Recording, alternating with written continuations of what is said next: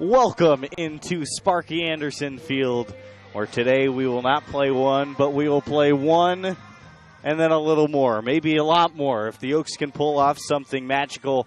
My name's Jordan Brenner. I'm joined alongside Zachary Engberg here for the Oaks broadcast. We're going to start off today's broadcast with the continuation of yesterday's game, which was confusing to say the least. So let me catch you up. Here's how it went down. The Conejo Oaks were up 9-5 in the seventh inning. All was well. They gave up one run in the seventh. They gave up one run in the eighth. They were up 9-7 in the ninth inning, where Reese Matheson gave up 6 runs against the Cubs. So here we are, 13-9 in favor of the SoCal Cubs, heading into the bottom of the ninth inning. The Oaks will come to bat with a chance to come back and tie or take the lead. After the end of the first game, there will be no break. We will just head right into Game 2. So, Zach, let me bring you in first. And let me tell you, the Oaks are starting off in the lineup with Steele Ledford, Alex Briggs, and Nico Lima, the 2, 3, 4-hole hitters. If the Oaks are going to come back and tie this game up, this is the part of the lineup that Coach Solis wants out there. Well, absolutely. And Steele Ledford yesterday, if you remember early in the game, he laced a double into right field. He has a lot of pop. He does. And that top of the order, like you said, that's what you want, your 2, 3, 4 hitters. Briggs had a couple at-bats yesterday, and Lima, as we know, in college, has been an absolute tear. So the top of the order right now, I would say it's unlikely that they come back, but you know what? The Cubs yesterday scored 6 runs in the ninth inning, so all I say is anything is possible, Jordan. That's right. If we learned anything from yesterday's game, it was that anything is possible. Let's go through the entirety of the Oaks batting order. Starts at the top with Tyler Oatkirk. So far, 2 hits in this game, a single and a double, followed by Steele Ledford, who we mentioned will lead off the bottom of the ninth inning. In this game, he only has 1 hit, a double to left field, which is the opposite field for the lefty Ledford from UCSB. He also walked a couple times yesterday. After that, it will be Alex Briggs, who came in, walked, and grounded into a double play, replacing Ramon Gomez in the 5th inning. Following Briggs, it will be Nico Lima from Oxnard City College. A double and a walk yesterday. Also reached base on an error by the left fielder, a drop fly ball. Following Lima will be Ryan Yamashiro from Cal Lutheran University. After him, Raul Sandoval, who had 2 hits yesterday and a walk, a run scored, and a stolen base. Busy day for him. After him, it'll be Zach Kamenko in the game, who's also the catcher now. Following Kamenko, it will be McKinney, number 20, and number 9 will be Gabe Baldovino. We're going to take a quick break for the national anthem, and when we come back, we'll be ready for baseball here on the Oaks Baseball Broadcasting Network.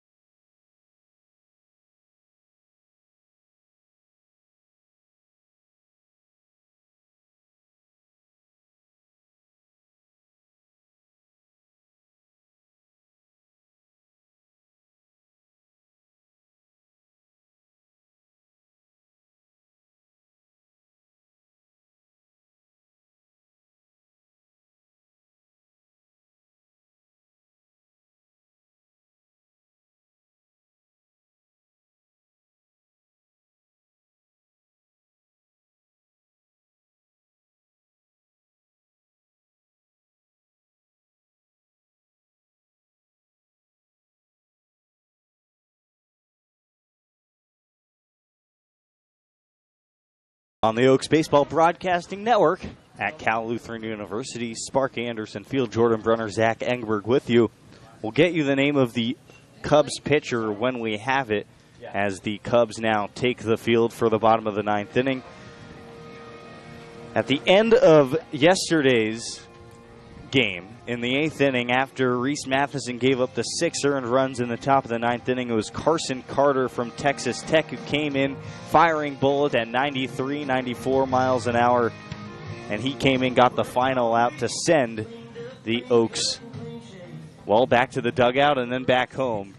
It was a weird day yesterday, Zach, and I think game 1 of the season, it's always a little bit weird, especially you have a team that doesn't know each other very well, still learning the coaching staff.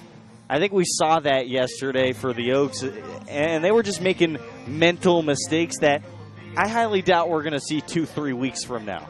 Well, yeah, I know we talked about it, and we were looking after the game at our score, at our box score, and it was wild. Drop balls, errors, hit by pitch, earned runs, unearned runs. They filled up the box score, and it was one of those games that you look at and you just say, you just chalk it up to, this is baseball, right? You can't really do anything about it. But like you said, this should not continue. I would even guess that coming in to close this game, it's going to be a little bit more back down to earth for these guys, on the Cubs too. And then heading into game 2, they're going to be a little more composed. I know Coach Sleaze, I'm sure, had a talk with them today. Made sure to tell them, you know what, guys, it's all right. Yesterday was a fallacy. Calm down, calm it down. Let's get together. Let's come together and let's play good, mistake-free baseball. And if they can play mistake-free baseball, they'll be free and clear. Yeah, and you mentioned you have to turn the page on yesterday, right? Absolutely. And batting practice today, it was a good vibe for the Oaks today. Mike Sosha came, talked to some of the players, gave them some instructions, and that's always a boost to your morale when you see somebody that important, investing time in you. And it just looks today that the Oaks are a little bit looser than yesterday. And you would assume that, like you said, day 1, there's jitters for everybody. There were jitters for them. There were jitters for us, the umps. It's one of those things, you get used to it. You got to jump into it, and you kind of got to jump into the deep end. And they certainly jumped into the deep end yesterday. And today, they're learning to swim. So hopefully, they'll be able to steer the ship right today, Jordan. The pitcher for the SoCal Cubs, Dylan Swanson, a lefty out of Moore Park City College, and to face the lefty Steele Ledford for the Caneo Oaks. Oaks will have to strike for 4 to continue this ball game. First pitch well inside, and Ledford has to dodge it. 1-0. Looks like the velocity monitor in left center field isn't working still. Yesterday, definitely some malfunctions. See if that straightens out as the 1-0 pitch is in to Ledford. Again, inside, 81 miles an hour on the fastball, and it's 2-0. And we saw yesterday with a lack of control from all pitchers, if these guys can be able to have a lot of plate discipline as they were yesterday, it's going to be big on getting base runners. 2-0 home. Swing and a high fly ball in foul territory to the right side. And that's going to be out number 1 for the Oaks. They're running out of outs, only 2 more. Need some base runners. Wouldn't surprise me here if the Oaks take a few pitches as Alex Briggs comes in to hit.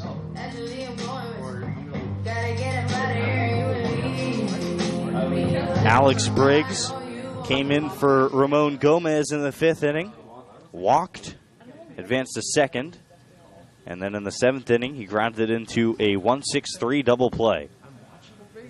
Swanson's pitch, well outside, 1-0. Briggs, yet another guy that calls this Spark Anderson Field home. Another guy possibly that is used to these grounds and that can make a difference. The 1-0 pitch, swinging a tapper foul to the right side. SoCal Cubs and the Oaks, even though they play in different leagues, they're awfully familiar with each other. They met 3 different times a season ago. 1-1, down in the dirt, and it's 2-1. Following Briggs will be the left fielder Nico Lima,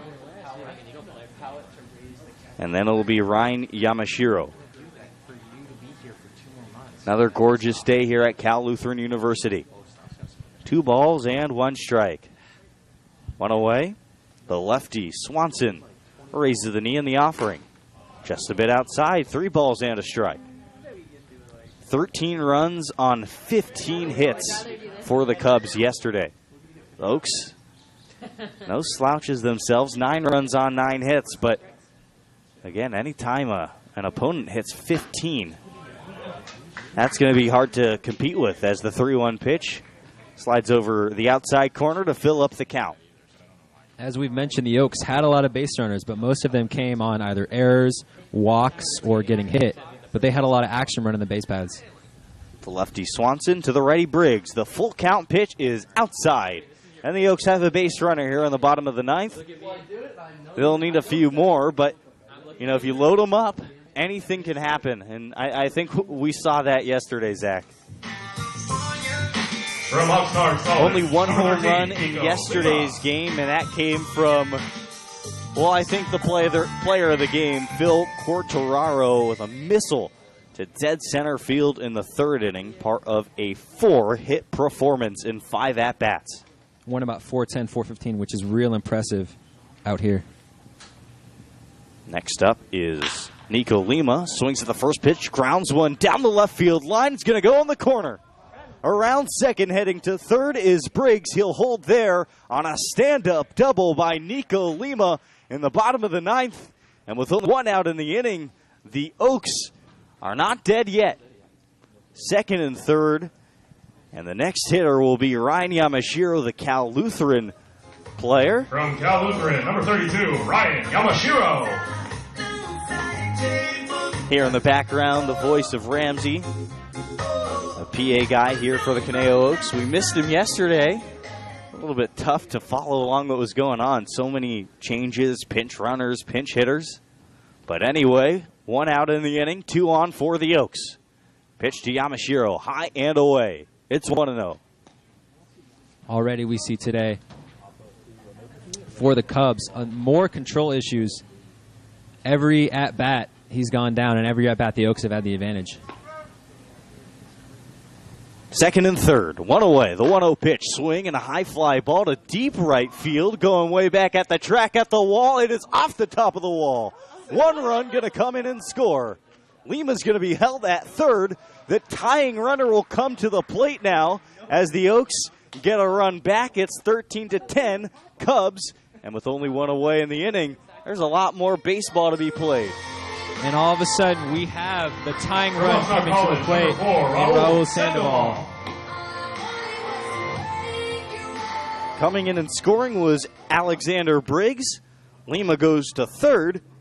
Yamashiro on second. And here comes Raul Sandoval, trying to build on what has been a 2-hit performance so far.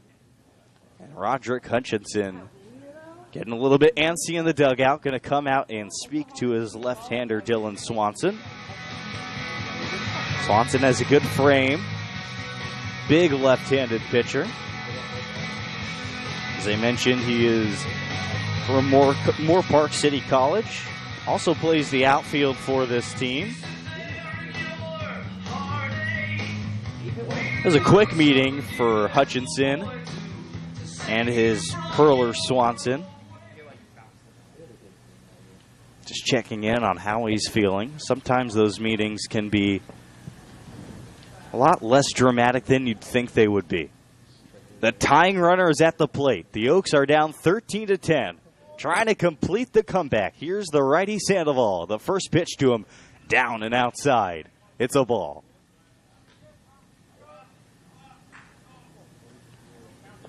Josh Buckley is the catcher for the Cubs in this inning, coming in for Amaral.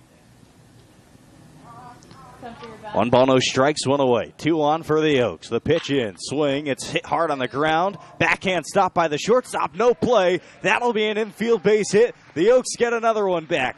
13-11, and the winning run will come to the plate. And what do you know? It's the returner, Zach Kamenko. And Zach, we talked yesterday, if there's that one-liner you can give about Zach Kamenko, it's that he comes up with big hits in big spots. A great opportunity to do that right here. Oh, absolutely. Last year in the championship game, a big double came through for the Oaks. And this year, not quite as big a situation, not quite as big pressure, but absolutely to start the season with a comeback like this, would be huge as far as building the confidence for this team, and look at them and say, you know what, we don't shy under this kind of pressure.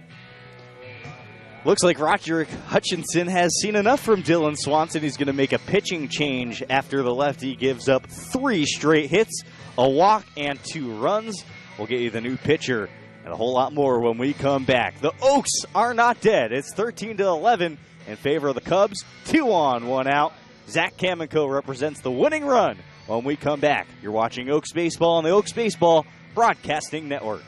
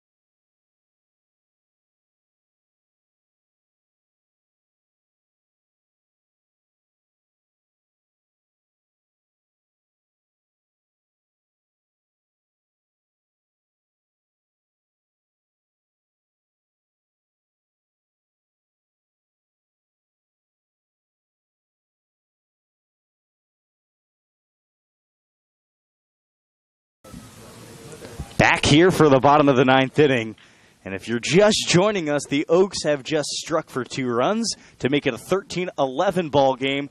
There are runners on first and second, 1 away. And here's the first pitch from Josh Alcove to Zach Kamenko. On its way, down and away for a ball, 1-0. Zach Kamenko came up with some really big hits a season ago. Coming to mind was his 2 RBI base hit up in Healdsburg last year. Chance to tie or take the lead here. 1-0 pitch to Kamenko. Check swing. Did he go? Yes, he did, says the home plate umpire. Ball and a strike.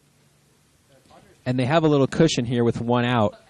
Even if Kamenko weren't to come through here, they still have another batter, who would be Trent McKinney coming up in the 8-hole.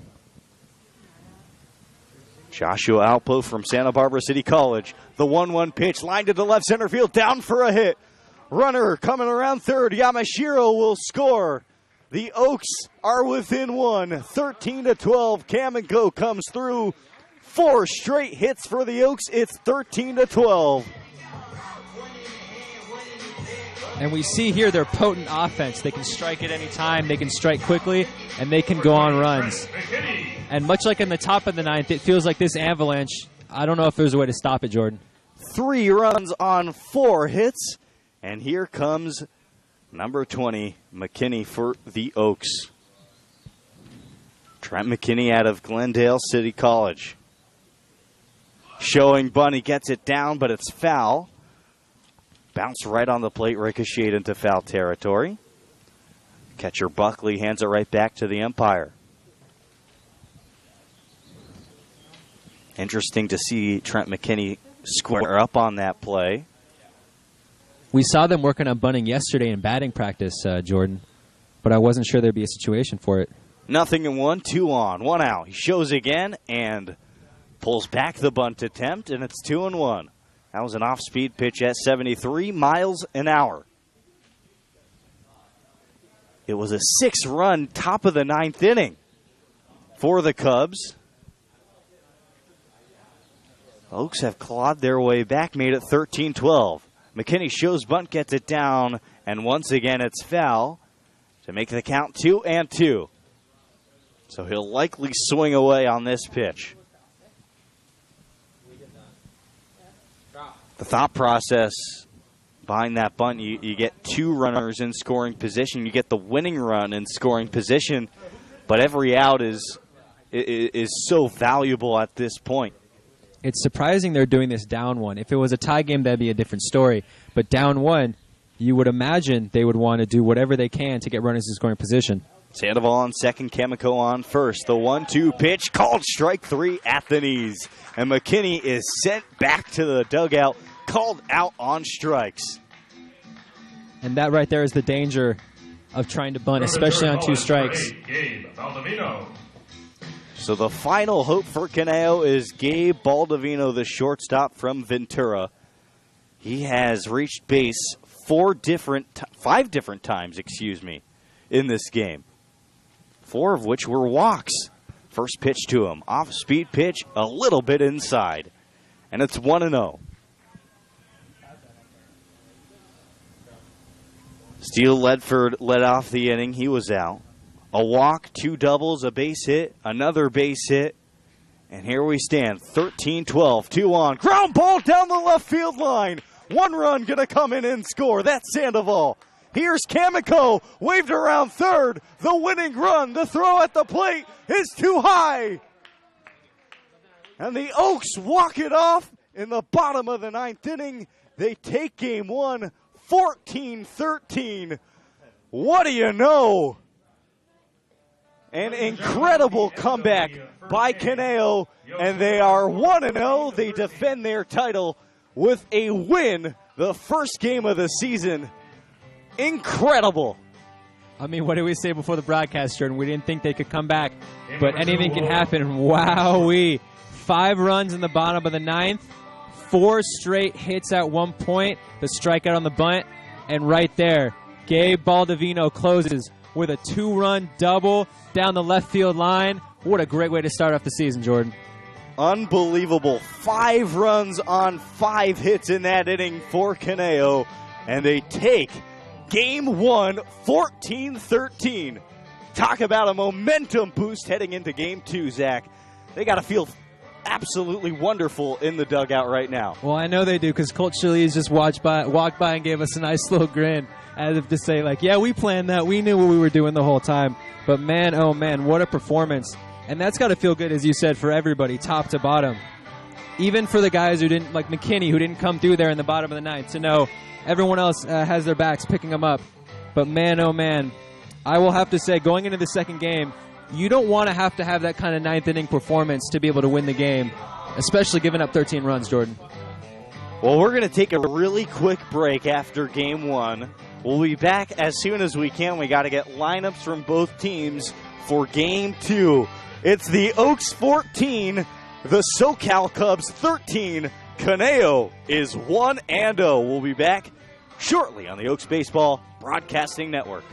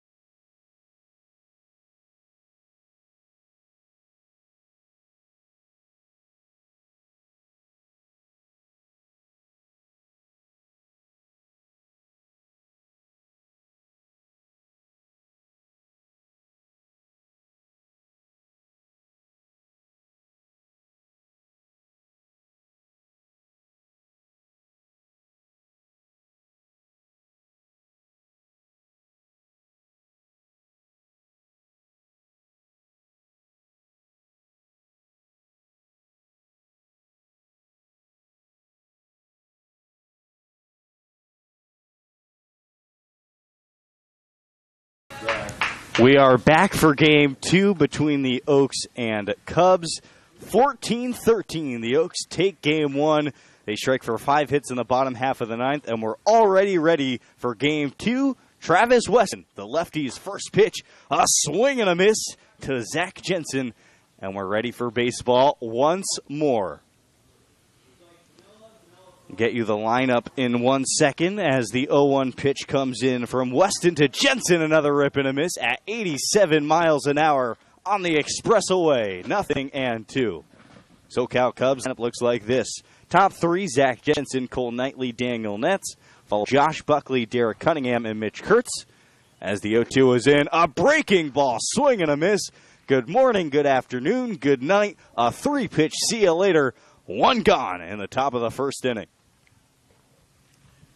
Third baseman from Colorado State Pueblo, number 26. The final 3 in the Cubs lineup, Zach Morris, Gavin Hamovitz, and Robert Sherrar.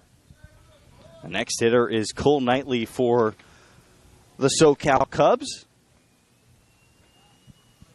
Was not a starter in the last game. Swings and rockets 1 foul to the right side for the first pitch, and it's 0-1. Travis Weston for the Oaks getting the start. Had a great collegiate season. We'll get to that in the second. The 0-1 pitch. The lefty winds and fires, and it's outside, 1-1. Travis Weston for the Conejo Oaks from Ventura College. Going to be a sophomore next year, and, well, it was a great freshman season. A 2.63 ERA, the 1-1 pitch. There's a strike on the outer half, a changeup as Weston pulls the string. Weston started 10 games this season for Ventura. Had 15 total appearances. The 1-2 pitch, foul tipped. And a catcher for the Oaks, Zach Kamenko, did not hold on. So Knightley stays alive. I think the only knock that you can have on Weston is last year, while he was pitching, base runners, 16 stolen bases, and he only caught 1 stealing. So normally with a lefty, they're good at defending against the stolen base, but he had trouble. A ball and 2 strikes to Knightley. Fastball at 88 miles an hour, a little bit low and away. Yeah, but a 2.63 ERA and 75 1/3 innings pitched. Struck out 64 batters. The 2-2. A little chopper, and it's going to be foul. Hit Knightley.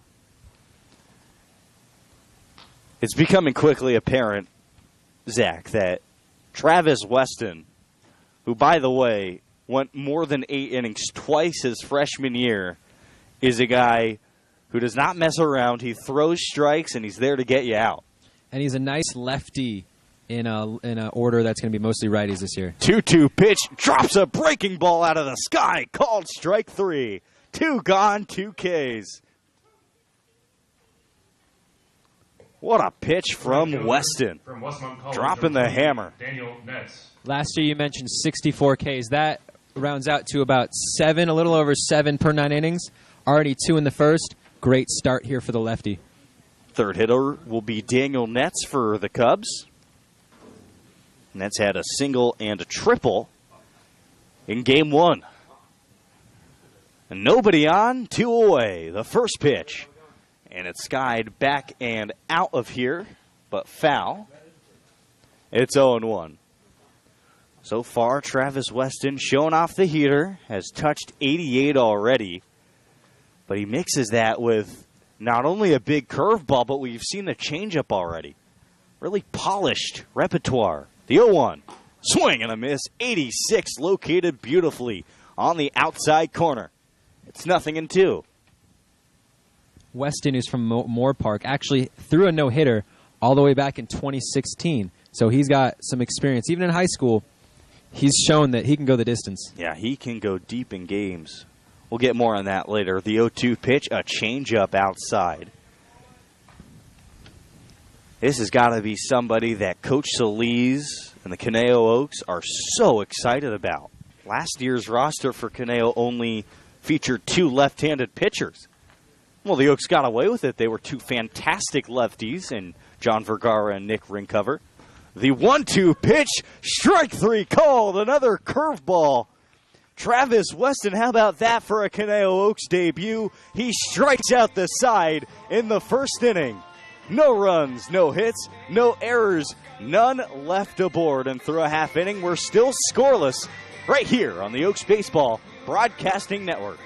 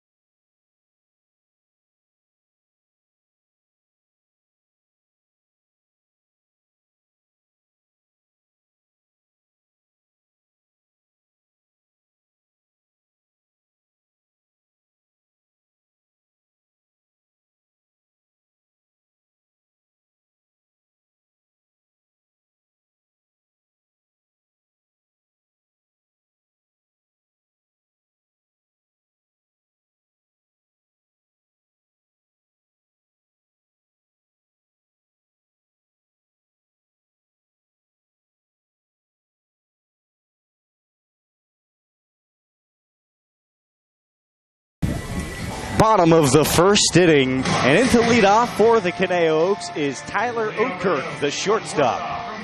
After him will be Steele Ledford, the right fielder, Raul Sandoval, Nico Lima, Ramon Gomez, the first five, number 6, Alexander Briggs, Ryan Yamashiro, Zach Kamenko, and Gabe Baldovino round out the Oaks starting lineup. The first pitch in to Oatkirk is inside on the off-speed pitch.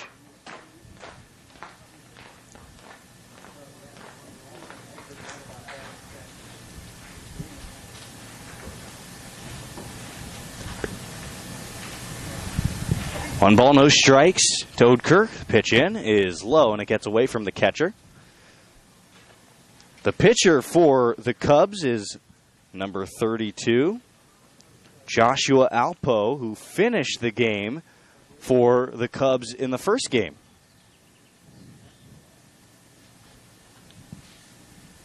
Two balls, no strikes to Oatkirk. Pitch is a heater, this time a strike at 79 at the knees. It was a tough bottom of the ninth inning for the Cubs in the first game of the, well, I guess you could call it doubleheader. We only played a half inning. 2 balls and a strike. Oatkirk shows and pulls back, and it's 3-1.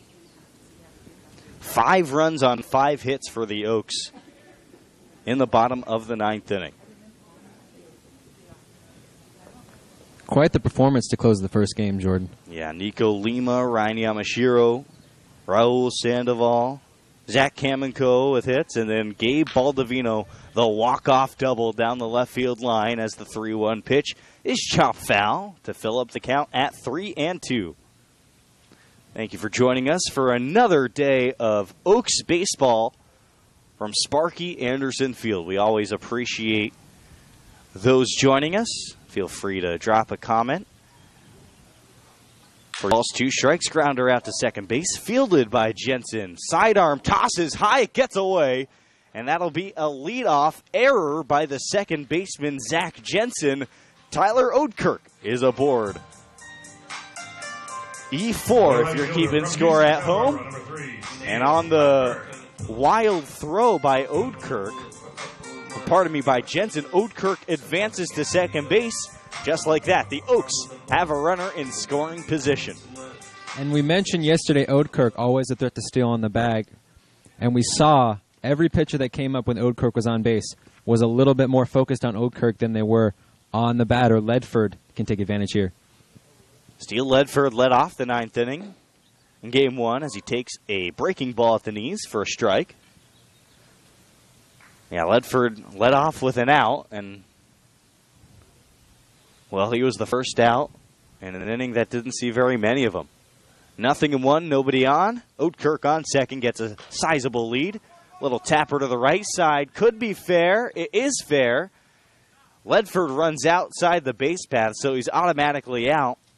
But a productive out as Oatkirk advances to third. 1 gone in the bottom of the first inning, and the Oaks are 90 feet away from taking a 1-0 lead. College, number 4, Raul Sandoval. Here comes Raul Sandoval, the center fielder for Conejo. Sandoval, a base hit to the shortstop in the 9th inning.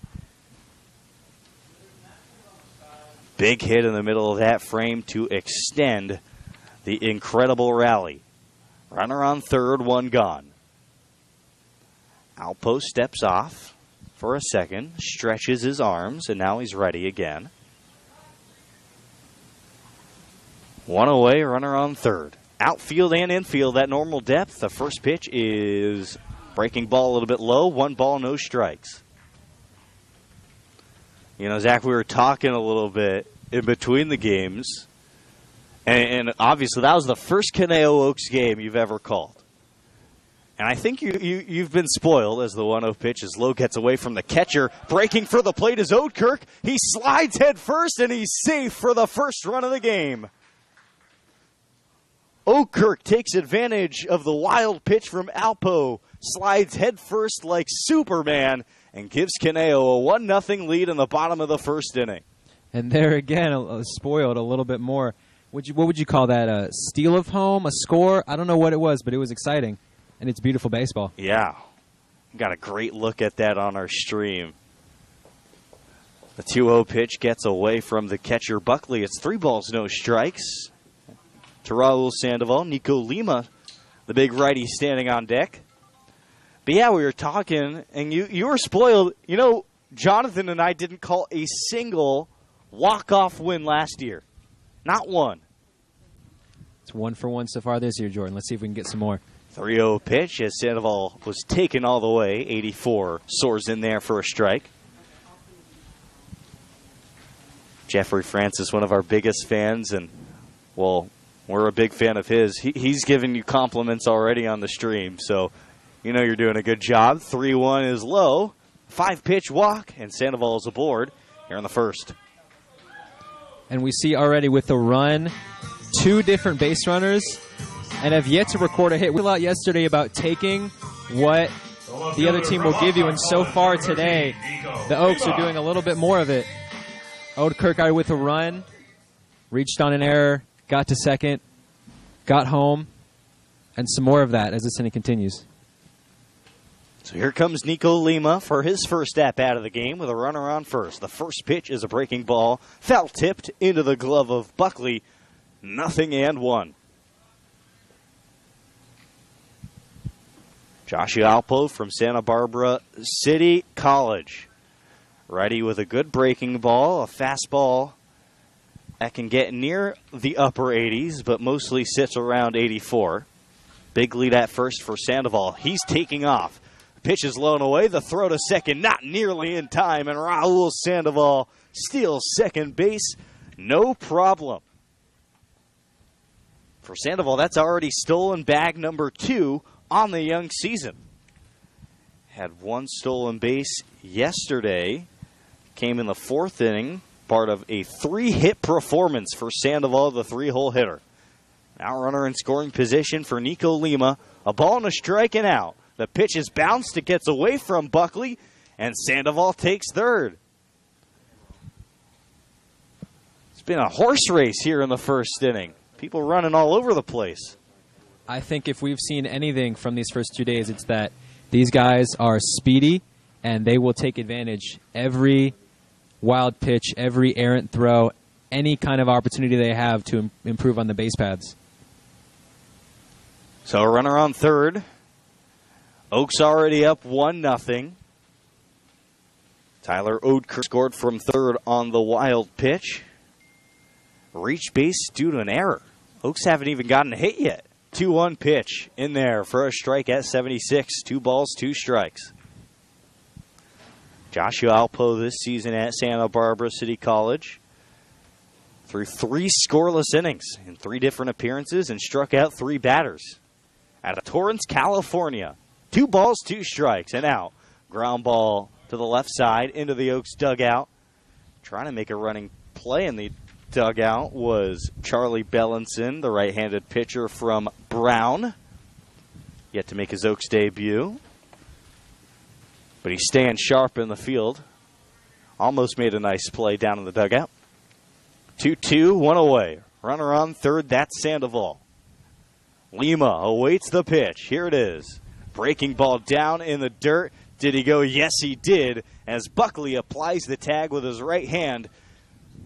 And that'll be out number 2 here in the first inning. The first strikeout for Joshua Alpo. 6'3", 215 for Josh Alpo. Cubs sporting their Chicago Cubs blue uniforms with white pants. Many of the Cubs wearing high blue socks, the white cap with the blue rim. It's blue in the behind part of the hat, too. 2 gone, ball in the dirt to Ramon Gomez in for his first at-bat. Saw Ramon Gomez a little bit last season before he got hurt. Hit 161 in 37 plate appearances. Didn't stop him from having a huge season, though, in the college year. 1-0 pitch, 84-mile-an-hour fastball ripped on and missed. It's 1-1.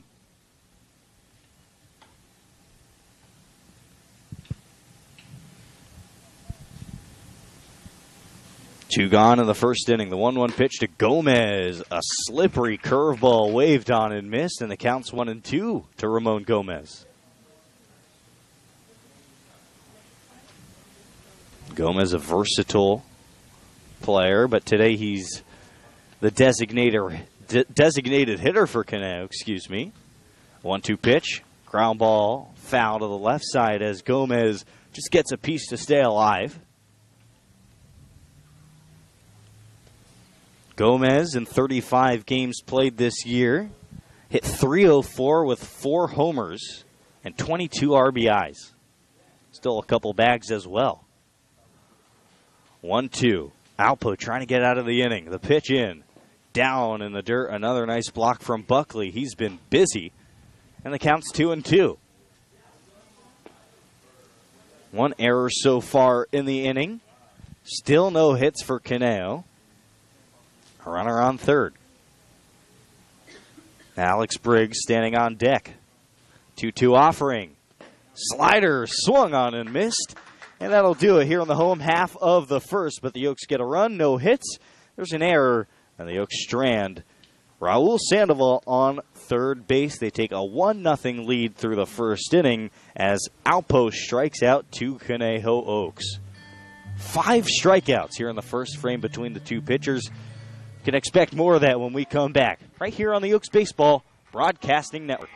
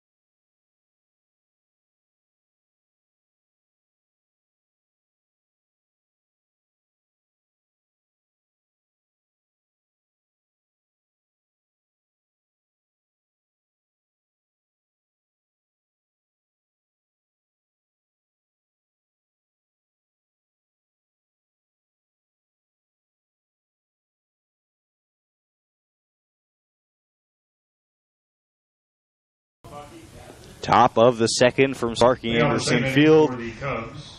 And Zach, we get to watch more of Travis Weston throw a baseball. What an introduction in the first inning He struck out the side, only faced 3 batters. Struck out Jensen swinging, and Knightley and Nets looking. That's about as great as an introduction as you can get, Jordan. Here is Josh Buckley to lead off the second inning. Swings at the first pitch and lifts one out of play to the right side. Outside of the ballpark. Into the road right near Sparky Anderson Field. 0-1.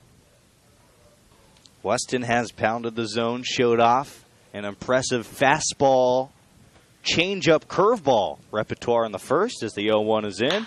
Ground ball to the third baseman. In between, Hop gets away from Baldovino. And Buckley is aboard first on what should be ruled an error on the third baseman. Still a messy game so far. We saw an error in the home half of the first. Left fielder from Cuesta, as Zach Jensen made an error at second, threw it over the head of the first baseman Morris, which allowed Tyler Oudkirk to get all the way to second. E5 is what it's ruled. The first pitch is swung on and missed to Derek Cunningham, the left fielder, on an 87-mile-an-hour fastball. You know, it's interesting. Weston, 87's solid velocity, but it really gets on hitters. The 0-1 pitch drops in for a strike. There's the changeup at the knees, 0-2. I don't think enough can be said of the transition. With a lefty pitcher versus a righty, the ball comes in differently, it spins differently. It can be really difficult to adjust, especially so quickly like the Cubs are having to. 0-2, a runner on first base. Weston sets and offers. Ground ball left side. Baldovino to second for 1. The relay to first is not in time. 5-4 on the fielder's choice, and the Oaks get 1 out here in the top of the second inning. And it looks like Weston, you're right, being a lefty, it gets on you as a hitter a little bit quicker, but beyond that, Travis Weston has some deception in his delivery. He kind of throws a little bit across his body, and it just jumps on hitters. Right here, the first lefty-on-lefty matchup. We'll see how this goes. Yeah, here's Mitch Kurtz in. A first pitch curveball in for a strike on the outside corner, 0-1. And you can't help but think, watching Travis Weston throw, to me, I think of Nick Ringcover from last year's team. The 0-1 pitch fouled back to the screen. Quickly 0-2. Yeah, Ringcover had that nasty 12-6 breaking ball.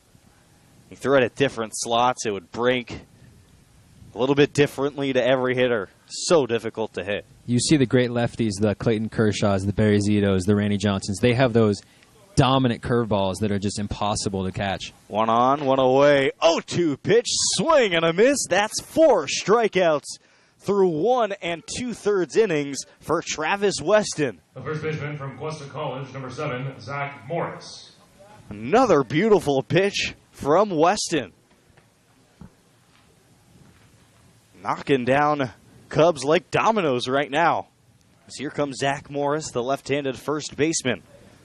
Buckley gets a good lead at first. The first pitch is high on an 84-mile-an-hour heater. It's 1 ball, no strikes. Travis Weston, 6'2", 205 pounds. 1-0 pitch. Hit hard the other way. The left fielder, Lico Lima, is under it, and he makes the grab to secure the final out of the top of the second inning. No runs, no hits, an error, and the Oaks strand a runner on first base. We're through 1.5. Caneo 1, and the Cubs nothing. Stay tuned for more on the Oaks Baseball Broadcasting Network.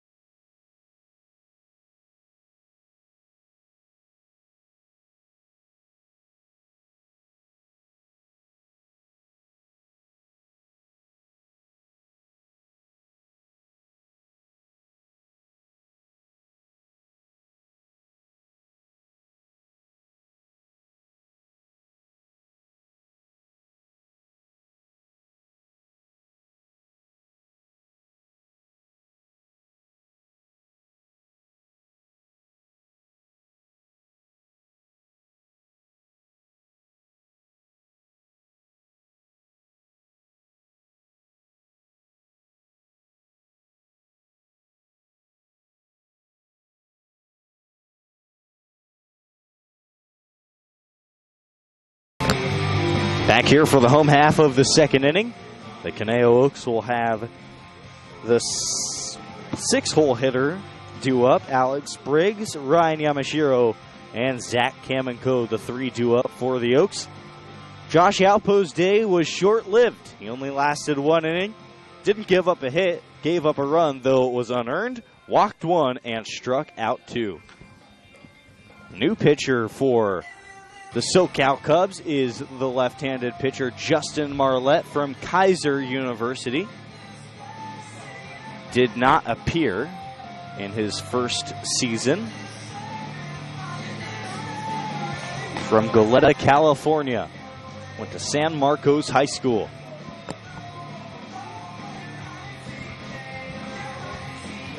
Alex Briggs in the first game saw some action as he came in for Ramon Gomez in the 5th inning. Walked 2 times, scored a run, and grounded into a 1-6-3 double play.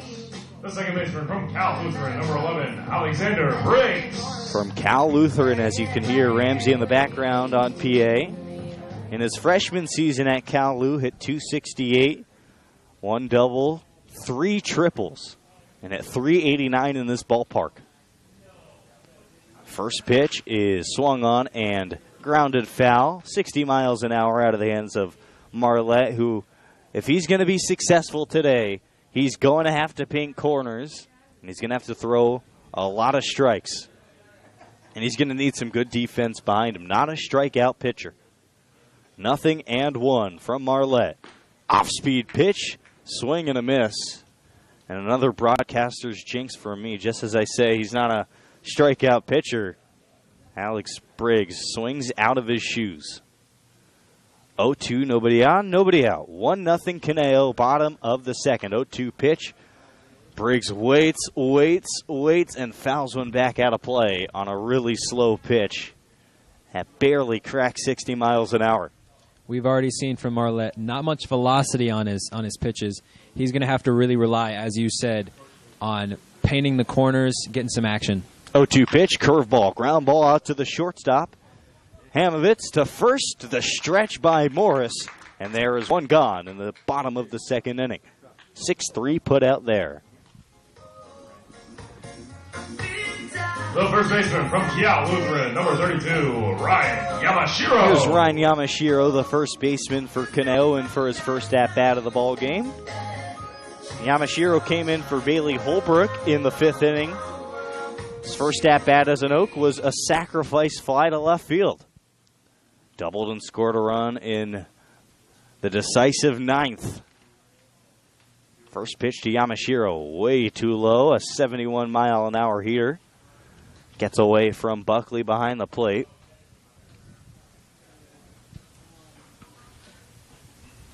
The Oaks were dealt a knockout blow in the first game as the 1-0 pitch, a 57-mile-an-hour ephus pitch that drops in at the knees. Called a strike. You don't see the ephus too often, Jordan. No, you don't. And I'm not even sure it's an ephus. I think it's just a normal curveball for Marlette. 1-1 pitch hits the left shoulder of Yamashiro, and the Oaks have their third base runner of the ball game still hitless here in the second inning. Saw a lot of Oaks hit in the first game. At least 2. Could be more. We'll get that to you in a little bit. From West Texas A&M, number 7, Zach Kamenko. Zach Kamenko next up for Conejo. Single in the 9th inning. That one was to left center field. Yamashiro, a good lead at first. Off-speed pitch. Swung on and missed from Kamenko, 0-1. And the reason why Marlette is pitching at this level, I think, is because of the contrast between him and other pitchers in the rotation. I mean, you see 80, 85 in the first inning from Alpo. Marlette's coming out with 65. It's hard to adjust to if you're the Oaks. 0-1 pitch misses in tight. I think for any batter, you look at it one time through the order, that's always the toughest to get through. Once you see a pitcher once, you can get used to their tendencies. You can start to pick up on some things. But when you have a guy like Marlette, who's probably going to come in for one inning, that's tough to pick up on. 1-1 is a strike on the outside corner. It's now 1-2 to Kamenko. Gabe Baldovino on deck. Baldovino, the hero in game one, the walk-off double down the left field line. 1-2 pitch, hit hard to the left side, into left field, a base hit. Yamashiro takes a round at second, but walks slowly back as the left fielder Cunningham finally gets it back in the infield. 2 on, 1 out for the Oaks, and the Oaks check in with their first base hit of the ball game. Number 8, Gabe Baldovino. Here comes Gabe Baldovino, hungry, I'm sure, for more. That's great to see, especially from the bottom of the order. I mean, you know, guys like Oudkirk, Ledford, Sandoval, Lima, Holbrook are going to be consistent at the top, but when you can get guys like Kamenko and Baldovino to come through like they did in the first game from the bottom of the order, that's got to feel good for Coach Solis. Yeah, Coach Solis loves hitting contact guys in the 9-hole. More on that in a second. First pitch to Baldovino. A line drive into left field. Drops in for a base hit. Yamashiro can only advance one bag to third. It's station to station here in the bottom of the second. The Oaks have them loaded with only 1 out. And back to the top of the lineup for Tyler Oudkirk. But right there, that's a perfect example of what Coach Solis is trying to do with the 9-hole hitter in Baldovino. Last year, Coach Solis had Andrew Lucas hitting down there quite a bit. Highly touted high schooler last year who went to CSUN to play baseball there. But he had a big season, and he had some big hits out of the 9-hole, and it just lengthens your lineup a little bit more. Baldovino this year at Ventura College, 329, 34 runs, 15 doubles. Not a lot of home runs, but at a 401 on-base percentage, this guy, as you said, he gets contact, and he's consistent. 1 ball, no strikes. Bases juiced. Curve ball to Oudkirk. And that misses as well. 2 balls and no strikes. Oudkirk in the first inning reached on an error and ended up scoring first run of the game for the Oaks. 2-0 pitch. Breaking ball. There's a strike. Oaks, I'm sure, they understand what this game is, right? This isn't a CCL game. SoCal Cubs, there are a bunch of talented players on this team, but this is a team that Caneo expects to beat every time as the 2-1 pitch resides high. It's 2-2. And, you know, in the bottom of the second inning, especially after the Oaks had a marathon game last game, I think there's a sense that they want to deal the knockout blow a little bit earlier today. The 3-1 is low, and Marlette is going to walk in a run. Oudkirk is aboard for the second time today. Reached base in the first inning on an error by the second baseman. This time, a walk dealt. Coming in and scoring is Ryan Yamashiro. Kamenko to third, Baldovino to second. And as I mentioned, Oudkirk on first base as Steele Ledford comes to the plate. Lefty grounded out in the first inning. First pitch to Ledford. Curveball, there's a strike, 59 miles an hour. And obviously, we haven't seen too much of Steele Ledford yet, but we can tell he's got that sweet Corey Seager-like swing. So the 0-1 is in, outside for a ball. What we can say about Steele Ledford is that he uses all fields, Zach. And I think that bodes well when you're sitting there in a left-on-left matchup. You got to be thinking the other way. 1-1, 1 out. Bases loaded. Swing, a hard ground ball down the right field side, but foul. And we've seen already everybody in the order. They're hitting, spraying all over the field. You see down the left field line, down the right field line. They are using all corners of the field. And Ledford especially, as you mentioned against Marlette, especially with a slow pitcher like he is, being able to take advantage. The lefty Marlette deals to the lefty Ledford, and that one's outside, 2-2.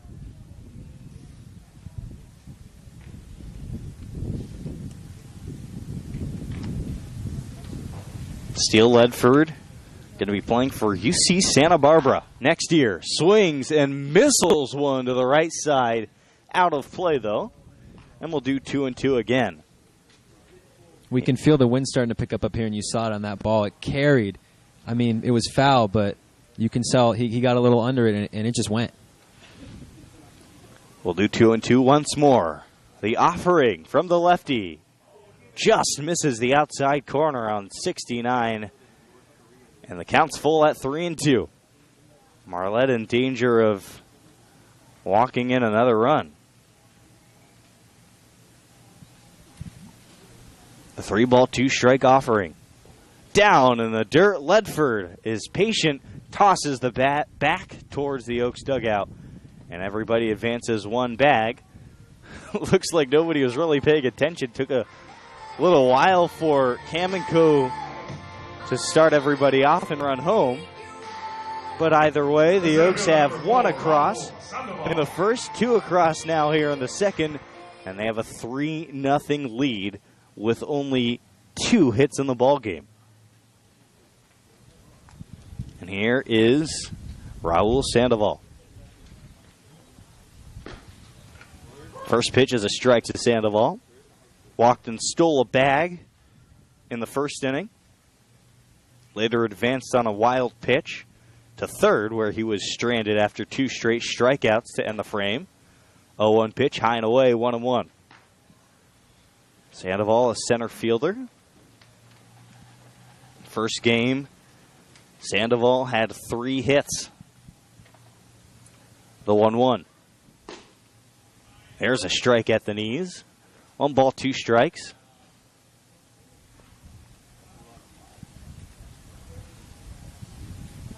Sandoval hit .293 this past season at Oxnard College with 6 bombs.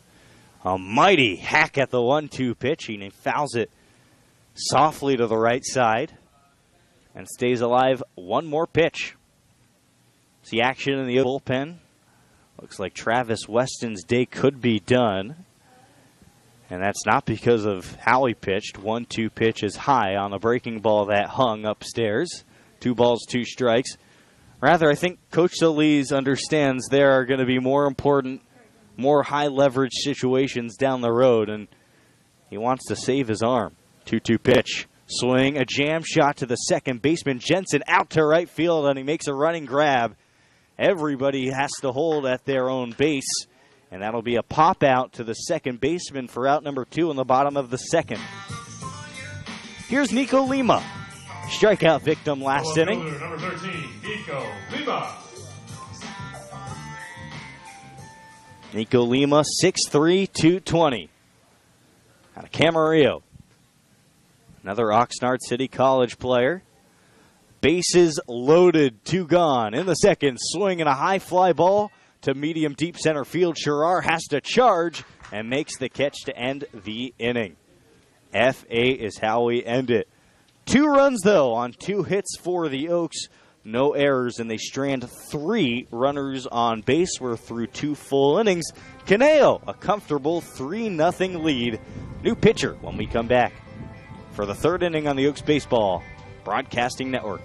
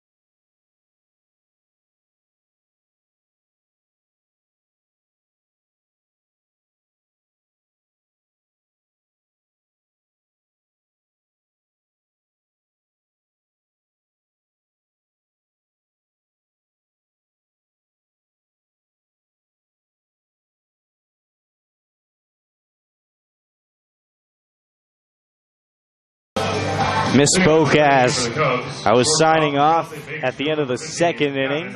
Looks like we're going to get 1 more inning from Travis Weston. And boy, is that a special treat. So far, 2 innings pitched, no hits allowed, 4 strikeouts. 2 of the swing variety, 2 looking. his next challenge, Gavin Hamovitz, the shortstop. The lefty, Weston, from the belt, he offers a strike at 82 right down the middle, 0-1. He hasn't missed very often today, Jordan. No, he has not. Could say that again. 0-1 pitch, outside on the changeup. Good frame job by Kamiko, not enough to steal a strike, though. Last time Travis Weston pitched before today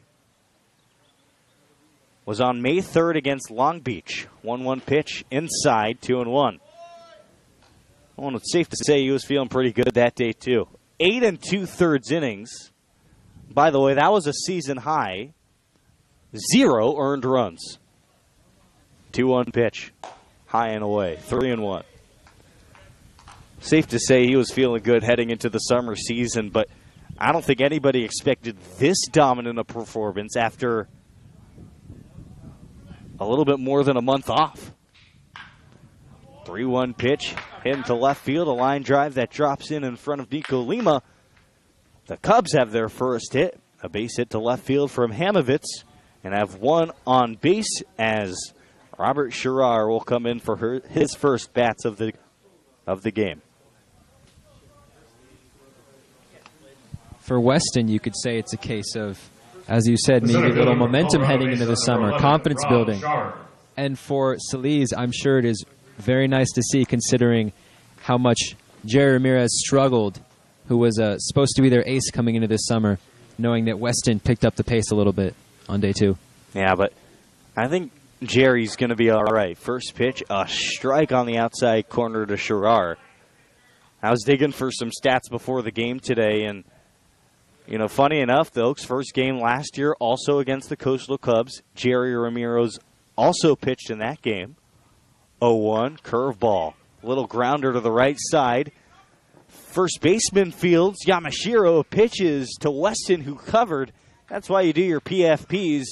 A 3-1 put out as Hamovitz advances to second, and there's one away here in the third.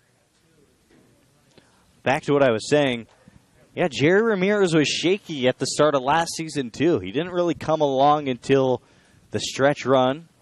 Only went 1 inning in that opening game last year. 3 hits and a run, but Jerry's a guy who just needs a few more reps. He'll get into it. First pitch misses outside to Zach Jensen, who struck out in the first inning. It's been a tough day for Zach Jensen so far.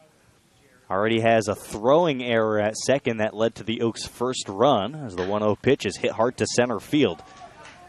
And it drops in front of Sandoval, the center fielder. The throw to the plate is cut off by Yamashiro, and the Cubs are on the board here in the top of the third.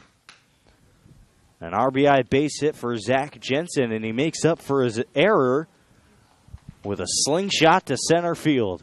Hamovitz came in and scored. The third baseman. Maybe another case of a broadcaster's curse right there, Jordan. I'm like 0 for 4 this season. It hasn't been pretty. It was interesting on that play. It looked like Yamashiro, who was the cutoff man, if he had made the decision to go home, he might have had a chance to get him, but he went to first instead. Yeah, it could have been a little bit closer. It was a good throw from center field from Sandoval. I still have a feeling that Hamovitz had enough speed to get there, but still maybe not the best decision to cut that one off. Off the end of the bat and into left field, off the bat of Cole Knightley. And there's 2 consecutive hits for the SoCal Cubs. They have 2 on with 1 out, and they will bring the go-ahead runner to the plate, represented by Daniel Netz, who struck out looking his first time up. The right fielder, number So 28, Jensen Daniel goes Netz. to second. Knightley is on first. And here's the right fielder, Daniel Netz.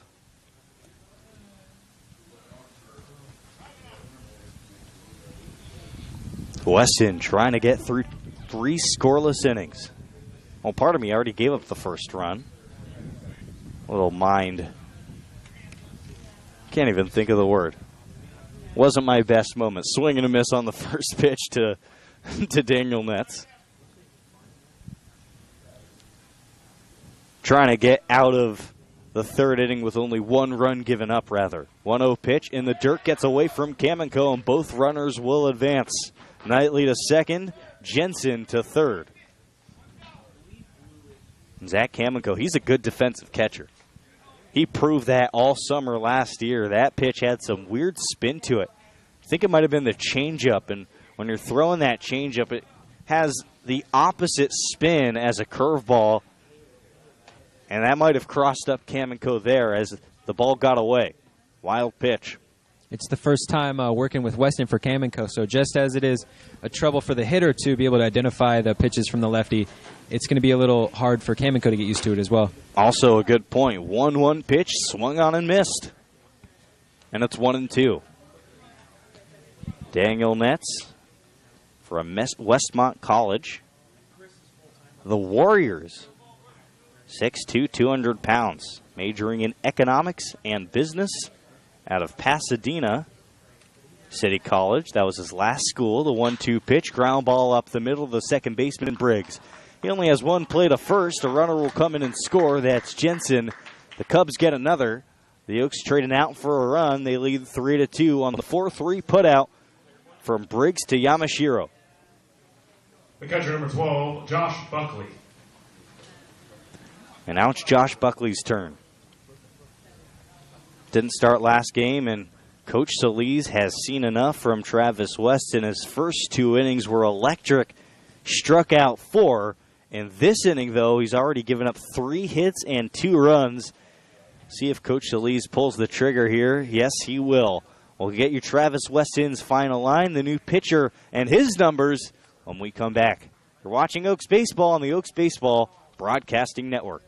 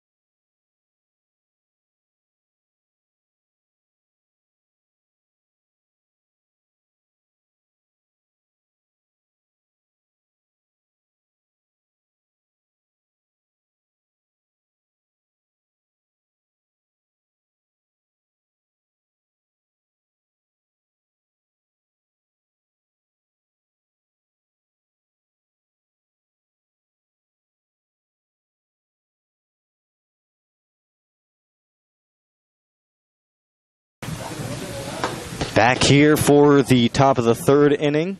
Travis Weston's day is done, and here comes the right-handed pitcher from Brown University, Charlie Bellinson, trying to escape the jam. Runner on third base with 2 outs. The first pitch at 88 miles an hour misses a little bit outside, and it's 1-0. Cole Knightley is on third. Travis Weston went 2 2/3 innings. Gave up 3 hits and 2 runs. Struck out 4, didn't walk anybody. 1-0 pitch, sky-high fly ball, deep right field. Ledford near the line, and in the Cubs bullpen, he makes the catch before stopping himself, running into the wall. And that'll do it for the top of the third inning. 2 runs on 3 hits, no errors, and the Oaks strand a runner. They lead 3-2 as we head to the bottom of the third. Charlie Bellinson comes in and does his job, gets 1 out to the 1-pitcher batter he faces. Back for the bottom of the third after this on the Oaks Baseball Broadcasting Network.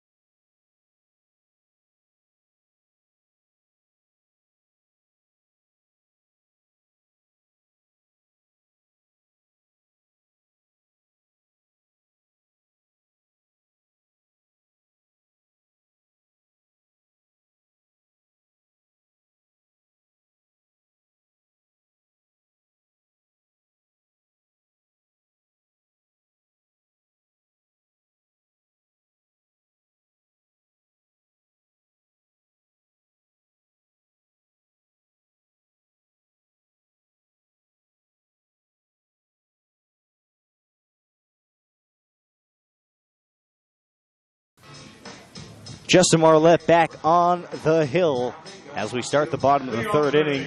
The Oaks went out to a 3-0 lead through 2 innings, but the Cubs struck for 2 in the top half of the third.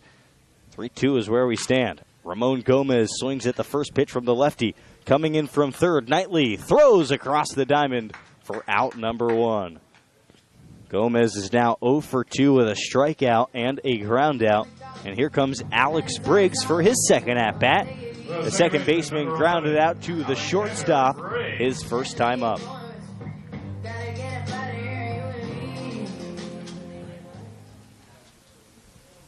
Briggs flattens out the dirt in the batter's box, prepares himself for his second AB.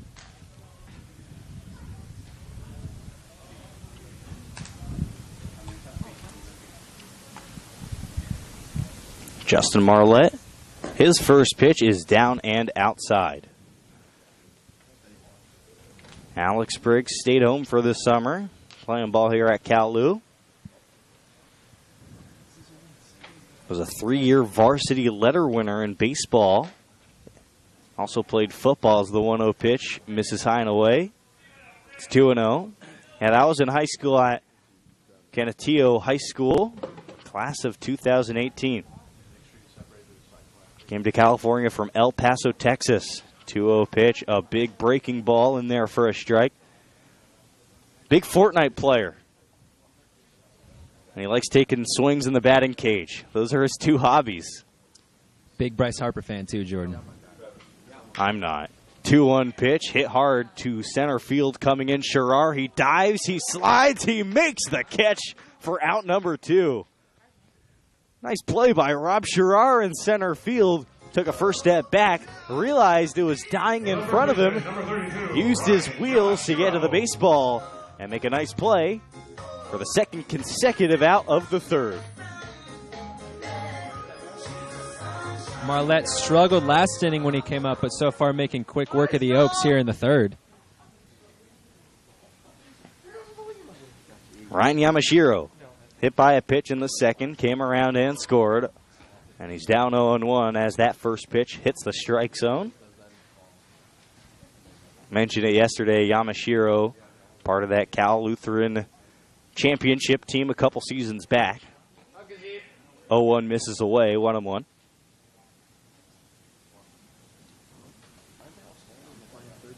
Bottom of the third, slight breeze out to right field as the 1-1 is down low. 2 balls and a strike.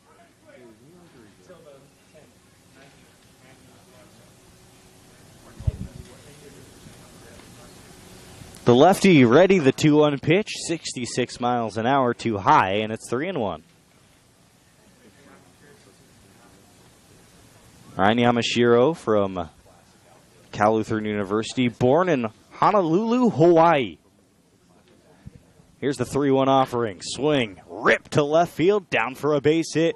Takes a big hop, and Cunningham, the left fielder, has to jump and catch that ball at the highest point to prevent it rolling all the way to the wall. A base hit to left field for Ryan Yamashiro, and he checks in with his first base hit of the ball game.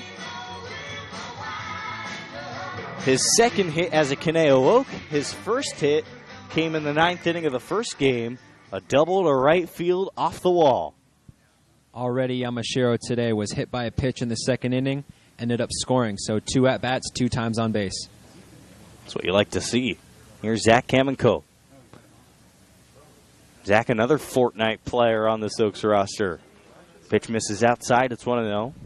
I don't know if Zach remembers this, but I believe it was at the end of last season we actually played Fortnite together one time.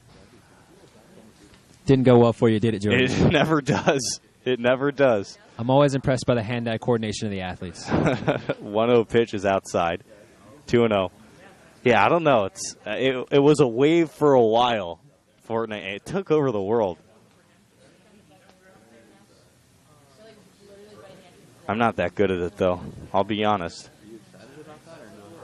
2-0. 2 outs. Pitch is outside, and Kamek goes ahead in the count 3-0. Gabe Baldovino is on deck. He singled to left field in the second inning. That was his second hit of the game, or of the day, I should say. Had the game winner in the first game, the double to left field. 3-0, Yamashiro, a modest lead at first. And that pitch is in there on the inside corner.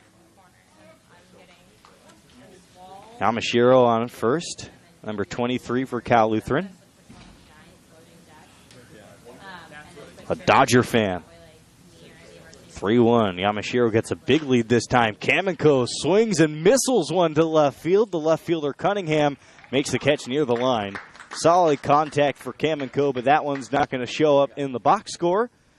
And in the inning for the Oaks, no runs on a hit, no errors. They leave Yamashiro at first. They lead 3-2 through 3. Zach Engberg on play-by-play when we come back. You're watching Oaks Baseball on the Oaks Baseball Broadcasting Network.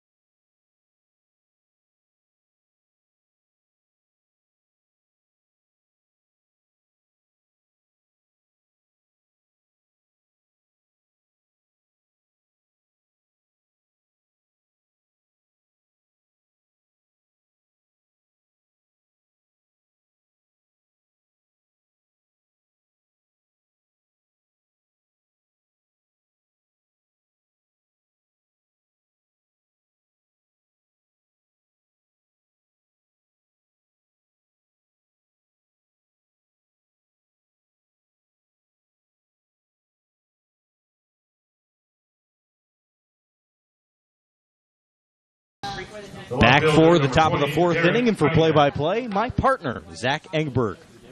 Welcome back, everybody. Here in the top of the fourth inning, the Oaks lead 3-2 so far, 3-3 even on hits. Charlie Bellinson back out on the mound, and he's going to face off against Derek Cunningham here to start the fourth. First pitch is low and away, and it will be a ball, a 1-0 count. Bellinson last inning came in, quelled the damage a little bit. That's a of big Weston. word, quell. Showing off, I'm fond Zach. of big words, Jordan. Second pitch, once again, low and outside, and it'll be a 2-0 count. Bellinson came in, one pitch, very quickly gotten out, and was able to stop the bleeding to end the inning. Third pitch, inside, low. Cunningham takes a step back, and quickly he's in a hole, 3-0 count. Cunningham today already reached on a fielder's choice in the second inning. Fourth pitch, and look at that, already a 4-pitch walk for Bellinson. Cunningham takes first, and very quickly the Cubs get something going here in the fourth inning. Designated hitter number 8, Mitch Kuntz. Yeah, Charlie Bellinson, he just doesn't look settled in right now. Obviously, his first inning, full inning as the Caneo Oak. See if he settles in here. First pitch to Kuntz. Fouls off. Bellinson, this last year in college at Brown, struggled a little bit. Did not appear very often, but in his appearances had a 13.91 ERA. Rough time out in Brown for Bellinson. And so far, this inning, has had a hard time finding the strike zone. We might have to get him on the broadcast and see if that Brown education is living up to its billing. If he can beat Quell, that's a win. Yeah. I mean, we got San Diego State and Oregon in the booth. Not exactly Harvard for us. Nothing wrong with San Diego State education. Mm-hmm. I'm just kidding. The 1-1 pitch. Bellinson readies. And a big hack from Kuntz. Big swing and a miss, and that's a quick 1-2 count. 81 there on the pitch from Bellinson. So tell me, what did you major in at San Diego State? Journalism. All right. Okay. Well, I was going to say, do you have broadcast at Oregon? Is there a specific one, or is it just... Not exactly, no. We have the radio station. That keeps me pretty busy. Is it more just getting the experience as opposed to the major? That's what it always is, unless you're going to, like, Fordham or Arizona State. Yeah. The 1-2 pitch there, Bellinson, low and inside to Kuntz. 2-2 count. You know, we spoke to Mike Sosha today, former Angels catcher and head coach for almost 20 years, who owns the Oaks. 2-2 pitch down and inside. And we talked to him. I'm not sure if he's the official owner, but he's heavily involved financially. Well, he's here. He's here a lot. You mentioned he's here, and he's giving the guys tips. And we were talking to him, and he said, we told him where we went to school, and he said, oh, you didn't get much of an education, did you, Zach? You were down there partying, huh? The 3-2 pitch fouled off from Kuntz down in left field, right over the batting cages. I wonder how Mike Sosha knows about all those San Diego State parties. I wonder. He was nearby for a while.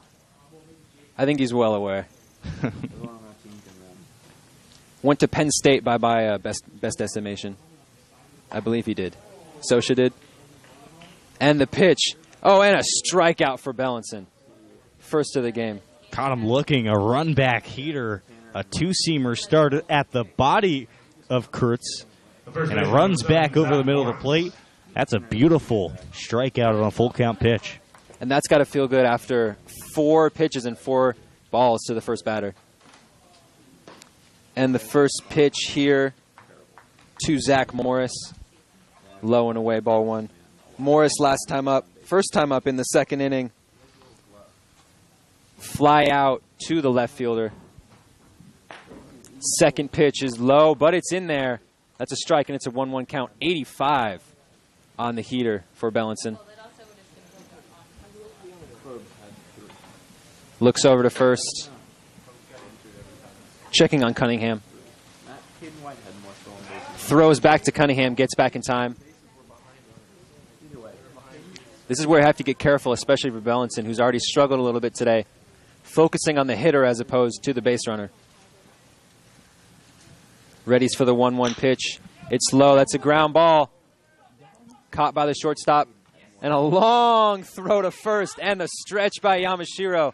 And he got him there for the second out of the inning. That was a great, great play there by Yamashiro. First real stretch of the season, Jordan. Yeah, it was a great play by Yamashiro. How about the play by Tyler Oatkirk to get the Great throw. Yeah, get the ball in the Great hole, throw. set his feet, and fire a strike to Yamashiro. Oaks stolen out right there.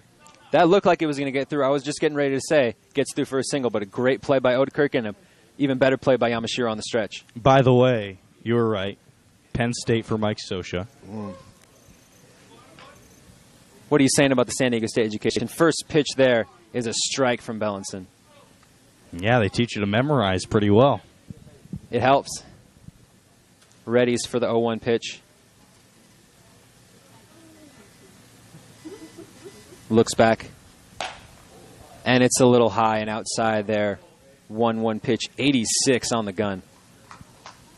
Tell you what, Mike Sosha, he didn't get that Brown education either at Penn State. Hamovitz today, in the third inning, reached on a single, ended up scoring, and that pitch, the 1-1 pitch, fouls back towards the backstop. It'll be 1-2 here to Hamovitz. Penn State, I don't know much about the baseball program, but that football program was a powerhouse for years. It was. Joe Paterno. And then the scandal. Let's not talk Bellinson about readies that. for the 1-2 pitch, and again towards the backstop. The second I brought it up, I said, oh, this could go in a very different direction here. Yeah, let's shift gears here.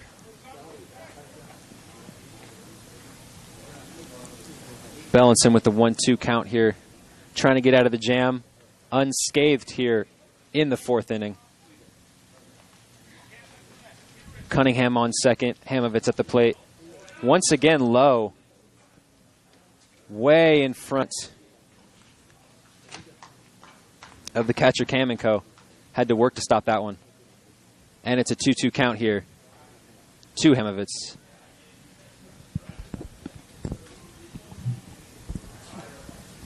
Bellinson readies for the pitch. It'd be great if he can get out of this one right here.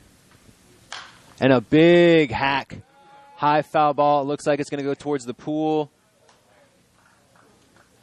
Scared a bird there. And it's a 2-2 count here. 2 outs in the top of the fourth. I'm trying to think of the craziest foul ball that we've seen.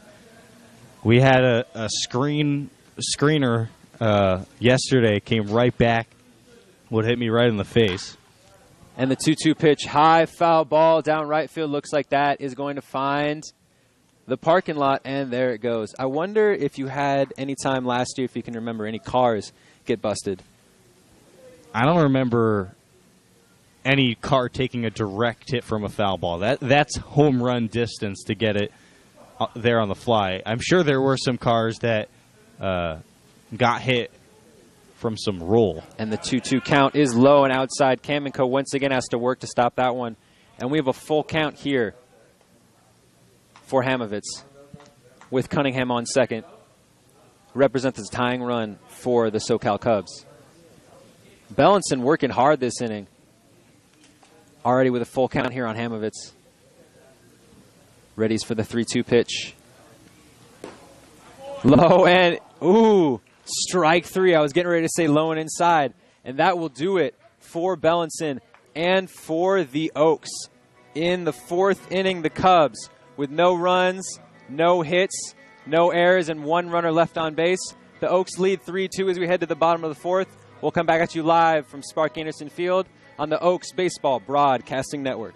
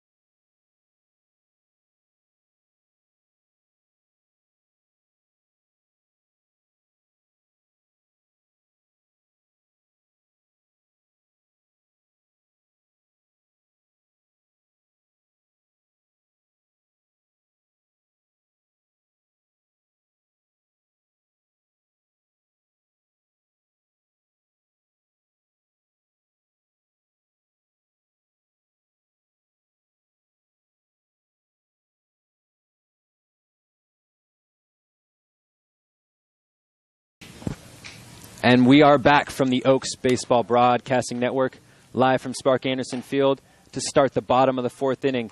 Marlette's still out there, 2-ball to Vino, and the first pitch is a ball low and away, and we are off here in the bottom of the 4th. Marlette been dinged up already, but still out there for the Cubs. Take a look at Coach Joe taking his time to get out to first base. Let's see if we can get a shot of this. Making everybody, he's taking his time. Checking his stopwatch. And the 1-0 pitch. Baldovino with a fly ball into foul territory. Makes the play. And that's 1 out here in the bottom of the 4th inning. And we're going to go right back to the top of the order with the shortstop, Tyler Oudkirk.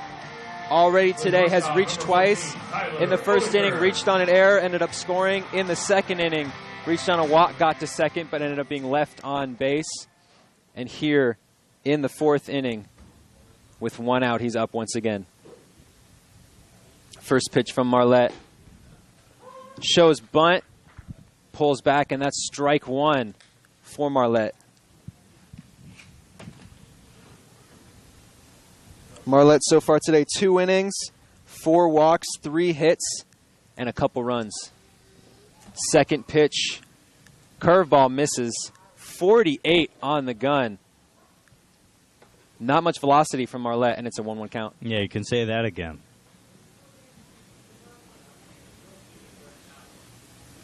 The 1-1 pitch. Once again, 58 right there. It looks like it's going in slow motion, Jordan. And even though the Oaks have hit Marlette relatively hard, I'll let you call this pitch. 2-1 pitch. Takes a hack at it. Foul ball into the dugout. Can't make the play. Yeah, even though the Oaks have hit Marlette pretty hard, this is the type of pitcher that can affect a team for a couple weeks, right?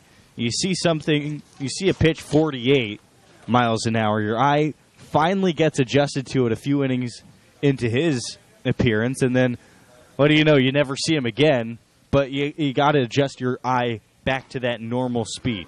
And the 2-1, 2-2 pitch got him. Oudkirk's going to sit down. Marlette with his first strikeout of the day. And Oudkirk with his does not reach base for the first time today. And up second, Steele Ledford, right fielder. Already today, Ledford reached base in the second inning, was left on, reached base on a walk. Here facing Marlette for the second time today. Once again sporting the flashy orange kicks. Takes a big hack at it on the first pitch. Fouls it off towards the Oaks dugout. Quickly in an 0-1 hole.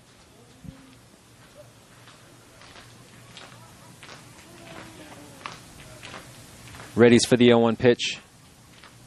Marlette delivers, and it's low in the dirt. Ledford takes it. It's quickly a 1-1 count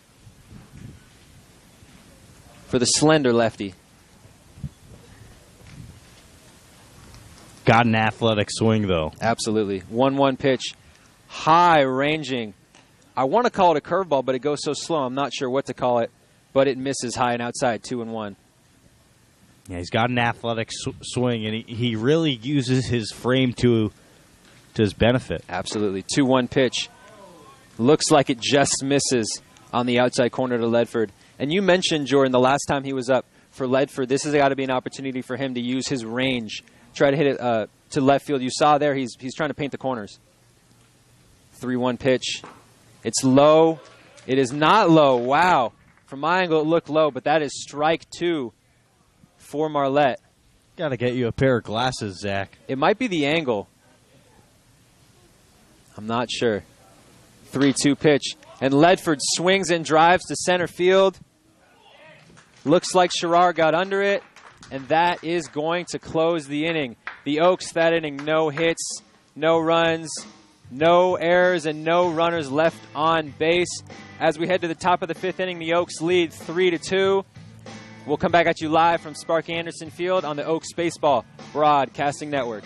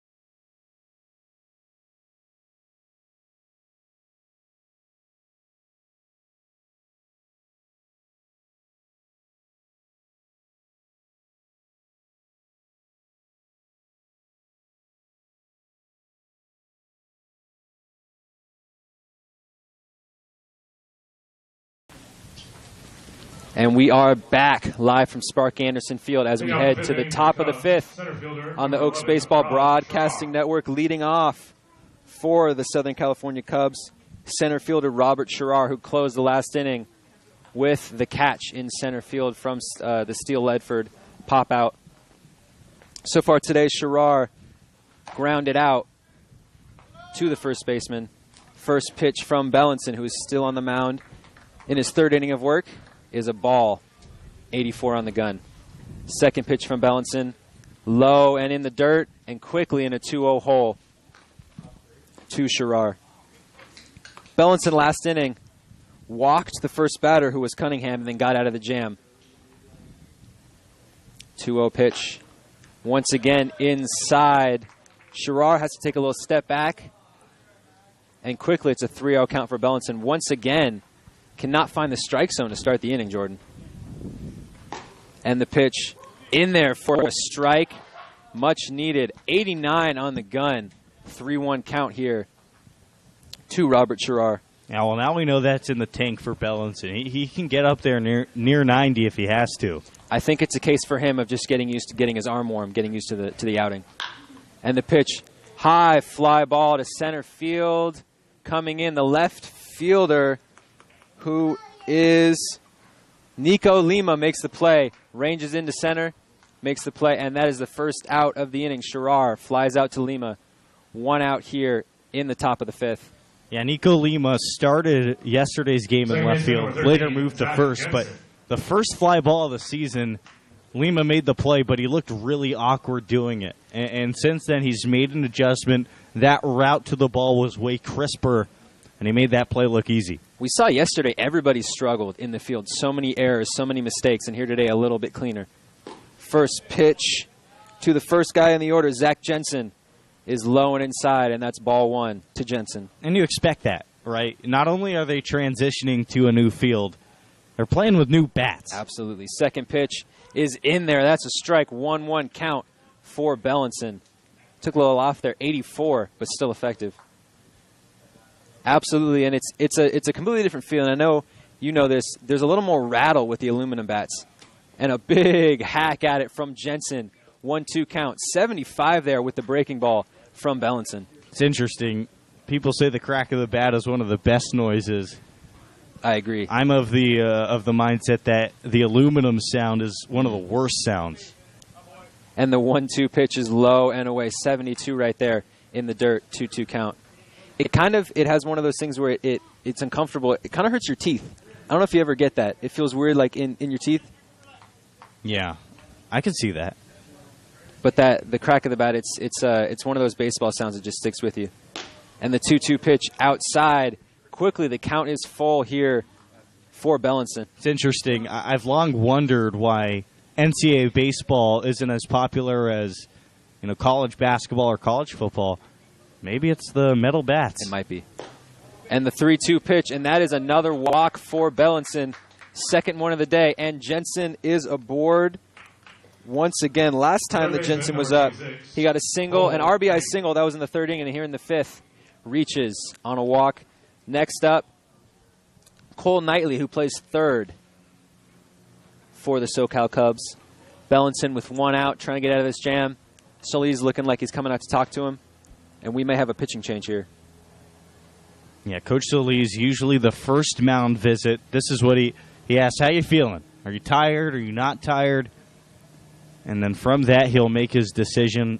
A lot of times, Coach Solis will give pitchers another chance. We saw that yesterday in the 9th inning for the Oaks. Reese Matheson, who struggled, gave up 6 runs. Solis even gave him a chance to stay in the ball game, where he said, yeah, I'm kind of tired. And Coach told him, well, we'll get you out of there when we get somebody ready. Maybe that's what Coach Solis is saying right now to Charlie Bellinson. Like I said, Coach Solis always a player's manager. He's going to listen to what the players have to say. It looks like we have 2 guys up in the bullpen. I see Bailey Holbrook. Oh, just one, just Holbrook. And the 0-0 pitch, first pitch of the at-bat, is low, and that's a 1-0 count to Knightley. We saw Bailey Holbrook a little bit last year, but mostly a hitter. This should be interesting. The 1-0 pitch way up and in. Had to take a step back. Knightley did. and that's quickly a 2-0 count. And once again, Bellinson struggling a little bit to find the strike zone. 2-0 pitch to Knightley. Readies into the windup. Looks like Knightley was thinking about it, pulled back, and quickly in a 3-0 hole once again for Bellinson. This could be Bellinson's last hitter. He's got to buckle up, empty the tank here. 3-0 pitch to Knightley is low, and that is yet another walk. The Cubs with runners on first and second right here. Bellinson having a hard time finding the strike zone. It looks like he's going to get another shot here. Solis staying in the dugout. The right fielder, number This might be Daniel Bellinson's Metz. inning to close, Jordan. And next up, we have the 3-hitter, Daniel Metz, who already today had an RBI, fielder's choice ground out in the 3rd inning. It's his 3rd at-bat. First time up, he struck out looking, and here in the top of the 5th inning with an opportunity to take the lead for the Cubs. First pitch is in there for a strike. Bellinson with a much-needed strike right here. 74 with a little off-speed action. Dropped out. And he's got a lead here, 0-1. Readies for the pitch. Nets fouls it right back over our head. I caught it for a second. Settles near a tree. It's a good spot. Yeah. I'm going to remember that. Go back and grab it later. Did you ever end up going back yesterday? I got to be honest. It was a long day. The game was crazy. I got a little discombobulated. I completely forgot. Hopefully today it'll be a little cleaner. I'll remember. Here, 0-2 count for Bellinson. 2 Nets. The pitch inside pulls back. And we have a 1-2 count here. The curveball looks like it just missed there, Jordan. Yeah, it was just a little bit inside, and you see Bellinson making an adjustment. He was relying on the heater, and now he's opting for the curveball quite a bit. Lots of off-speed action. Nets fouls it off the bottom of his bat, makes the play, and he holds him at second. Great arm there from the right fielder, Steele Catcher Ledford. number 12, Josh Buckley. We mentioned his athleticism. Great arm there for Ledford, holding him at second. Yeah, I think that's in the scouting report because Steele Ledford can really play one heck of a right field, and I mean he played that ball beautifully, right? He did. He charged the ball and made sure his momentum was taking him towards the infield when he caught it, and that held the runner Sherrar at second base. And the new batter here for the Cubs will be Josh Buckley, the catcher. First time up, reached on an error. Last time up, flew out to the right fielder. And the first pitch there is in for a strike. 0-1 lead here for Bellinson. Readies for the 0-1 pitch. And it's low and away. 74 on the gun. Took a little off there and missed. 1-1 count here for Buckley. And once again, Jordan, the Cubs have an opportunity here with their cleanup hitter to take a lead. They don't go away, do they? Absolutely not. And Buckley with a drive into right center field finds the gap. One runner comes around to score. They're waving the second runner in. And he slides in safely. And with that, the Cubs take a 4-3 lead with a double for Buckley to right center field. Found the gap. 2-run score there for the Cubs. And Bellinson, tough inning for Bellinson. Gave up a couple runs there. 4-3 lead for the Cubs. Wow. Jensen came in to score. Nets came in to score. And that's going to do it for Reese Mathis, or Charlie Bellinson, excuse me. Looks like Holbrook will come in. First appearance of the season for Bailey Holbrook. Here in the top of the 5th inning, the Cubs lead 4-3. Bellinson will be done for the day. So far in the inning, the Cubs, 2 runs, 2 hits, no errors, 2 runners on base, and we'll be back with you on the Oaks Baseball Broadcasting Network.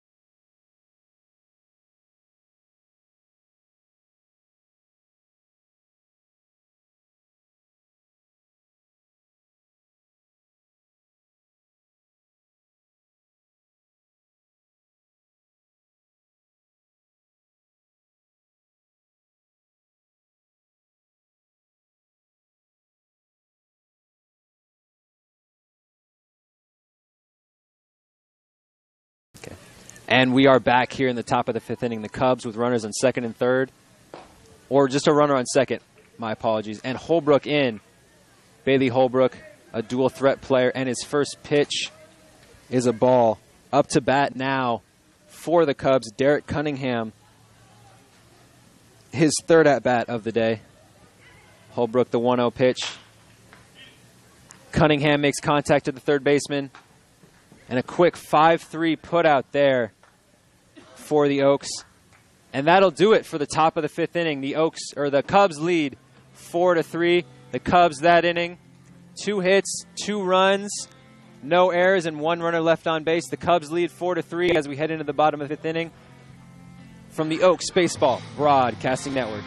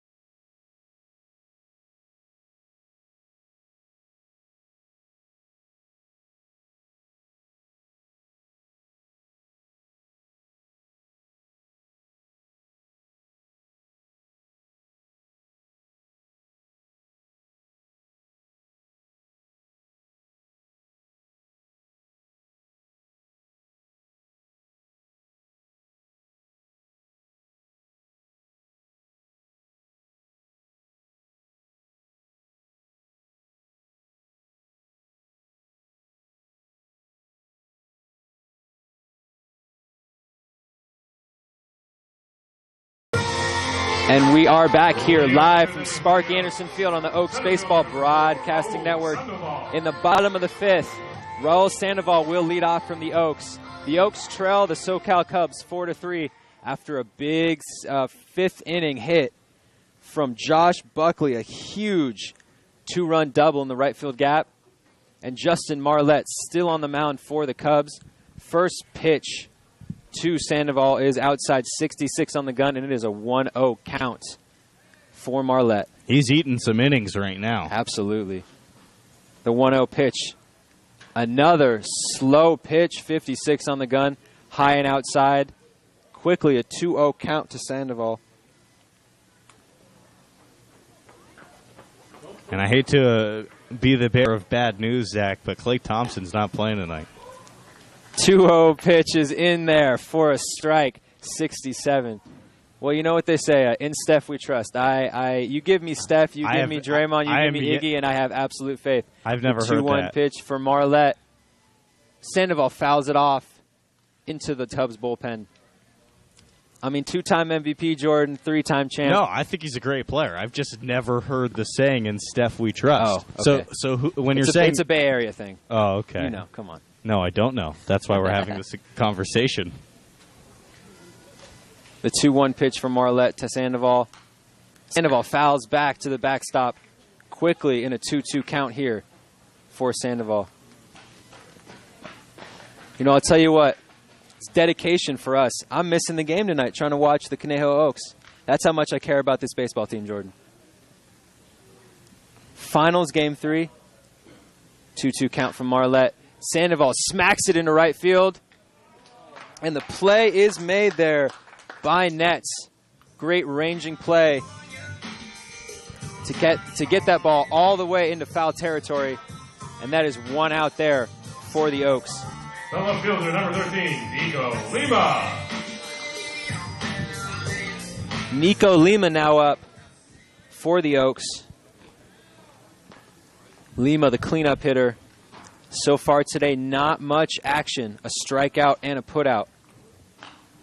First pitch fouls back right over our heads. Hits some buildings in the back and settles down right near that tree. That's a popular spot for foul balls, Jordan. Yeah, there's a couple over there now. Marlette readies for the 0-1 pitch.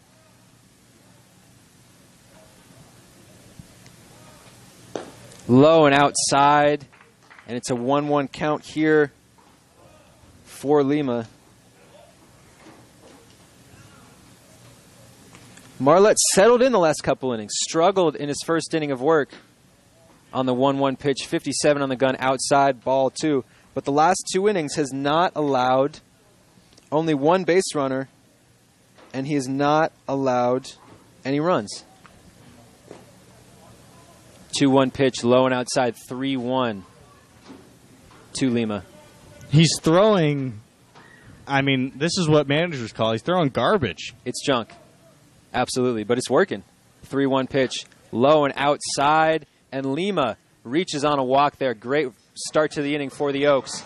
All right, with 1 runner on here in the bottom of the 5th, down 4-3. And that's how you beat it, right? A guy like Justin Marlette, as much as you want to attack him, you got to let what he's throwing come to you. Take walks, and when he's forced to throw strikes, that's when you attack. I think an issue with them is because of how slow it comes, it just looks so wide open that you're going to swing, but you're going to miss it. First pitch, up and out of the zone to Ramon Gomez, the 5-hitter, and the DH for today, 1-0 count. It looks massive. It looks so huge, and you want to swing on it. It's the same with knuckleball pitchers. Tim Wakefield was famous for being able to trick guys with the slow pitches. 1-0 pitch. Gomez fouls it off there. Quickly, it's 1-1. But as you said, if you can just lay off, have a good eye, have a little discipline, and that's really what it is. It's the plate discipline. It's being able to know that pitch is going to be outside. You know what? If I just wait off here, instead of getting a hit, I'm going to get on base. The 1-1 pitch. Lima right there had a shot. 58 on the gun, fouls it off, and it's quickly 1-2. A lot of movement on these pitches. It starts above Gomez's head, and by the time he's swinging, it's right near the belt. The 1-2 pitch from Marlette. Readies. The windup. And big swing and a miss. Added a little heat there. Went from 57 to 70 on the gun. And that's a strikeout there for Ramon Gomez. The second baseman, number 11. Strikeout number 2 for Marlette. That's Gomez's second strikeout of the ball game. Having a tough day. Next up, Alexander Briggs, the second baseman today. Briggs, last time he was up, flew out to the center fielder, and in the second inning, ground into a 6-3 out.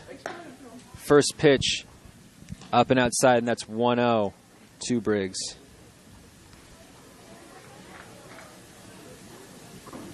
Briggs, of course, an important part of the 9th inning we had at the end of the continuation of yesterday's game, Jordan. Indeed. 1-0 count to Briggs. That looked like it carried all the way through the zone, ended up near Briggs' feet, and quickly a 2-0 count to the second baseman. Yeah, Briggs was the first base runner in the 9th inning. He walked and later scored. 2-0 count to Briggs. And a high fly ball. The center fielder gets under it. Looks like the right fielder, Nets, gets under it. Makes the play, and that will close the 5th inning. The Oaks. All right, ladies and gentlemen, if you will. No runs. No hits. Taylor, no errors, and 1 runner left on base. We'll come back at you live from Spark Anderson Field at the top of the 6th inning from the Oaks Baseball Broadcasting Network.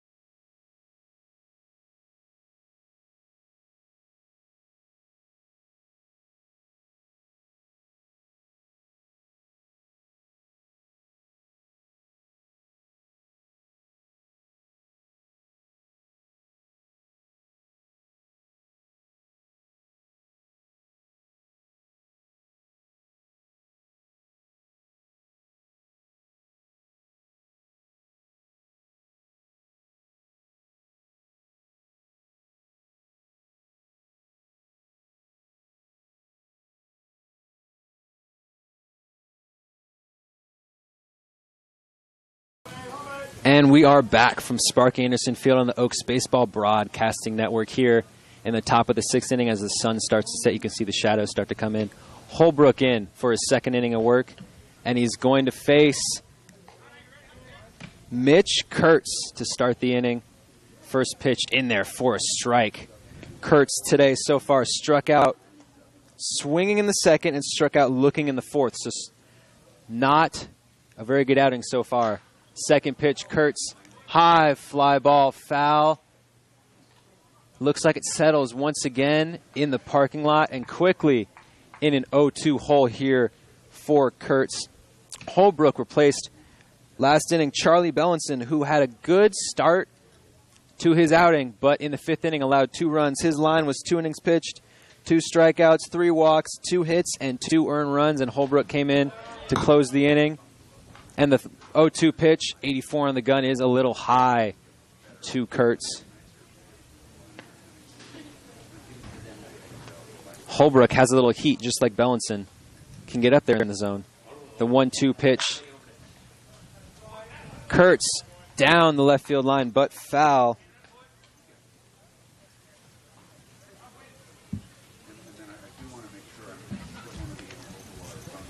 And we actually have a pinch hitter here in the 5th inning. It is number 34, junior catcher from Texas Wesleyan, Tanner Amaral, 6'4", 200. This guy's got some power.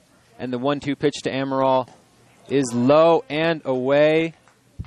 Quickly, 3-2 count here for Amaral from Bailey Holbrook. His first full count of the day. Yeah, we saw Amaral a little bit yesterday. 3-2 pitch. Looks like it was inside. Amaral was ready to go to first. And that's a strike 3. First strikeout of the day for Holbrook. That's got to feel good. Yeah, how about some paint on the inside corner? Started down the middle, had some sink action right over the inside corner. Tanner Amaral down on strikes. That is the 7th strikeout of the game for Conejo Oaks, for the Conejo Oaks pitching staff. They are working the strike zone today. And the next batter, first pitch, is inside. Once again, painting the quarter. This is Zach Morris, the first baseman. Holbrook, limited action. He pitched last year, but as you mentioned, Jordan, he got injured early in the season. Only 2 innings of work. So getting another opportunity here in 2019. The 2nd pitch in there once again, and that's an 0-2 count. 87 on the gun for Holbrook. And that's not just 87. That's easy 87. That's that big frame for Holbrook going to work. Really beautiful wind-up.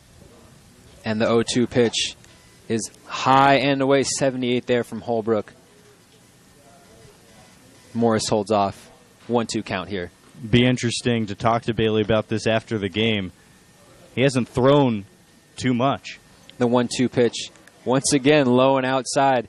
And a great stop there from Kamenko. I think it looks like there's a new catcher, yeah. Yeah. We'll get the number to you in a second. 2-2 count from Holbrook. The windup and the pitch, and that's a ground ball to the shortstop. 6-3 put out there. Great, once again, great stop from Yamashiro, picking it up there on the low throw from Oudkirk, and that is quickly 2 outs for Holbrook.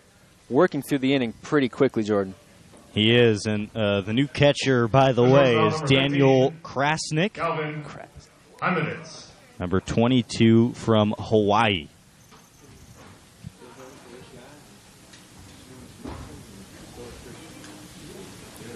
Holbrook's gotten 3 straight outs out of the pen. Coach Solis, though, opting to make a change and send it to a break, Zach. Quick work so far this inning. Not much going on for the Cubs.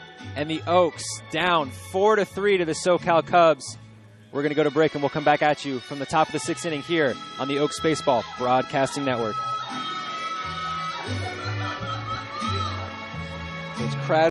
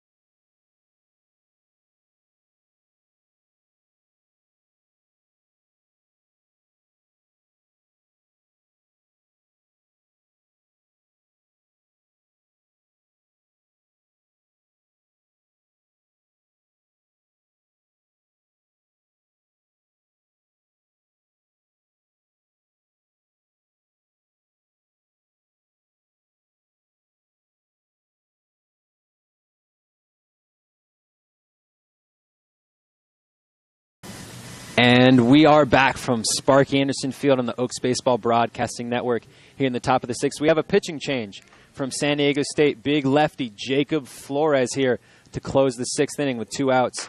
First pitch is low and outside. And we noticed 88 already on the first pitch. Flores has got a little juice behind his pitches, Jordan. Yeah, wow. The 1-0 pitch, once again, low and away, 86 there. 2 Hamovitz. Hamovitz today with a single and a run, and in the 4th inning, struck out looking. And I'll get you Bailey Holbrook's line in a second. In there for a strike. Flores replacing Bailey Holbrook, who had 1 inning of work, 1 strikeout, no walks, no hits, no 1 runs. 3 batters up, 3 batters down. A pretty good outing, Jordan. Got to feel good for Bailey. Oh, it's got to feel great. 1, 2, 3.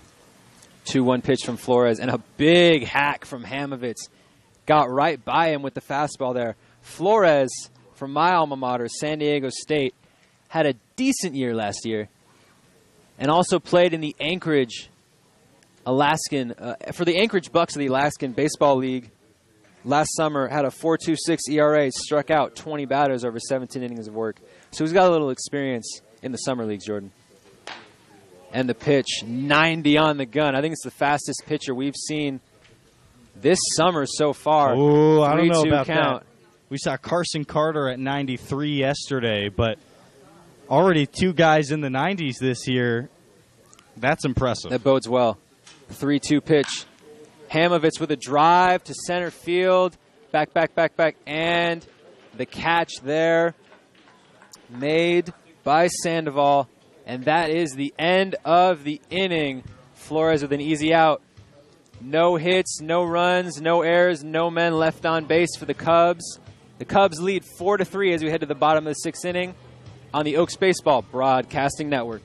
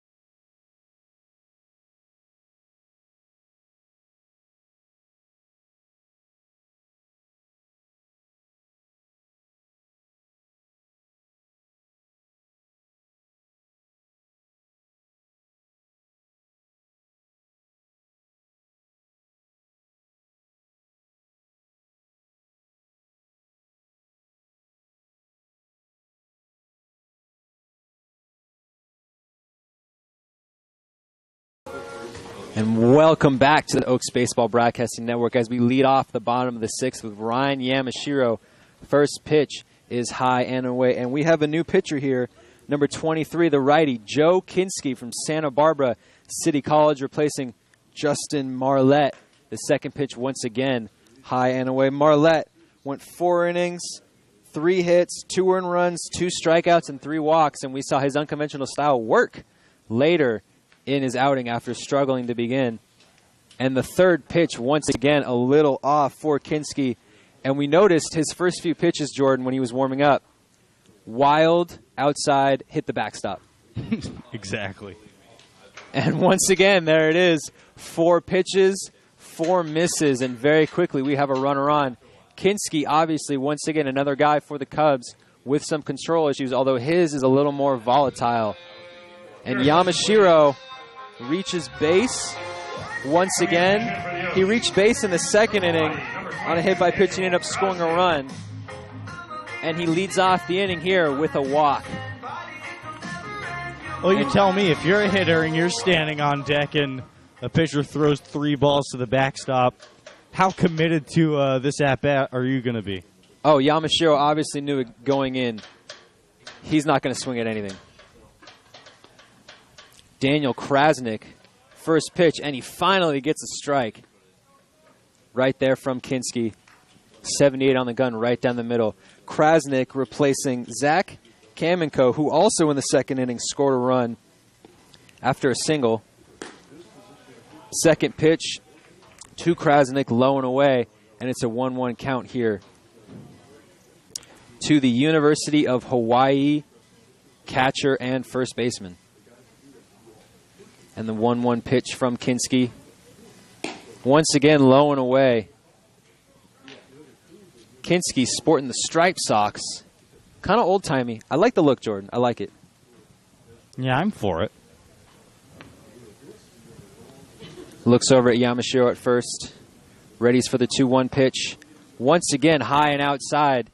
And as you mentioned, Jordan, they are not looking to swing at all on Kinski. They're just going to let him walk the bases loaded and walk him in, just as Marlette did early in this contest.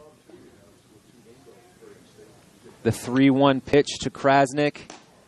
Low, and look at that. Another runner on a walk, and very quickly the Oaks get something going here in the bottom of the 6th, down 4-3.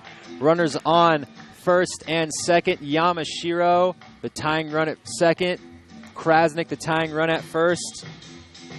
And right here we have Gabe Baldovino with an opportunity to take the lead here for the Oaks in the bottom of the 6th. Yeah, head coach Roderick Hutchinson and to have a conversation with his right-hander Joe Kinski.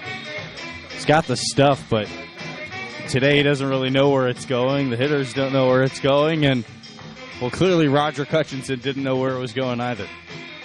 Looks like he stays in, but we have a pitcher out in the Cubs bullpen. Looks like a lefty.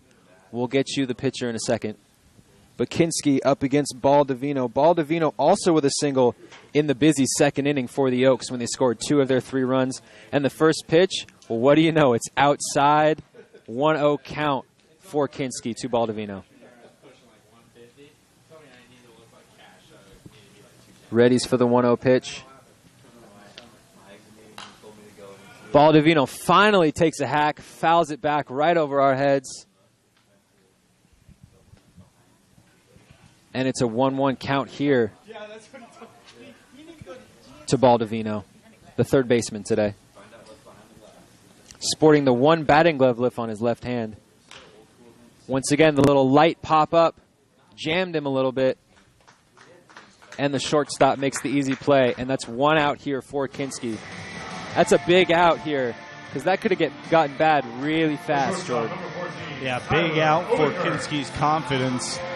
It was a good pitch, inside fastball, jammed Baldovino, who tried to get his hands inside. Unfortunately, it was only a little fly ball out to the second baseman. Back at the top of the order, it is the shortstop, Tyler Oudkirk. First pitch low and away in the dirt, 1-0 count. Oudkirk in the first inning reached on an error and ended up scoring the first run of the game for the Oaks, sliding home on a wild pitch. And he's in the lead here with a 1-0 count. Runners on first and second, looking to take the lead here for the Oaks. Second pitch is a little high, and that's a 2-0 count to Oudkirk. Krasnick takes the lead at first. First baseman back.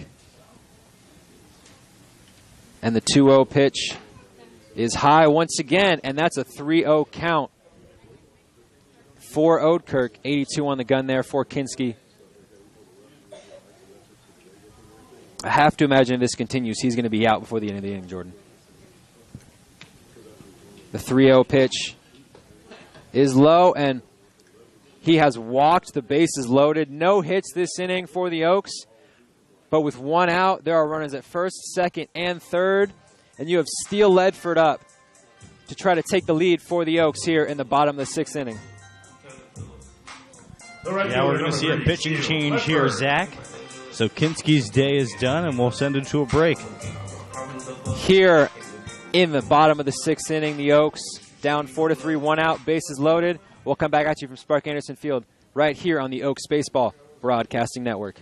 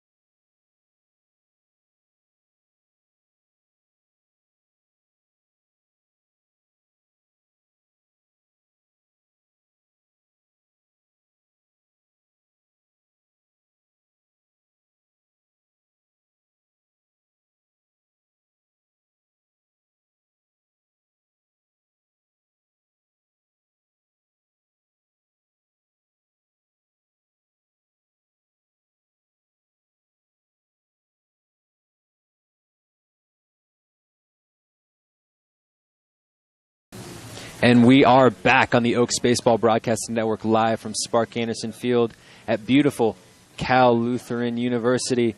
We have a pitching change here. Freshman just out of high school in Bishop Kelly High School in Tulsa, Oklahoma. Luke Phipps here replacing Joe Kinski in the first pitch there from Phipps, 79, and he misses.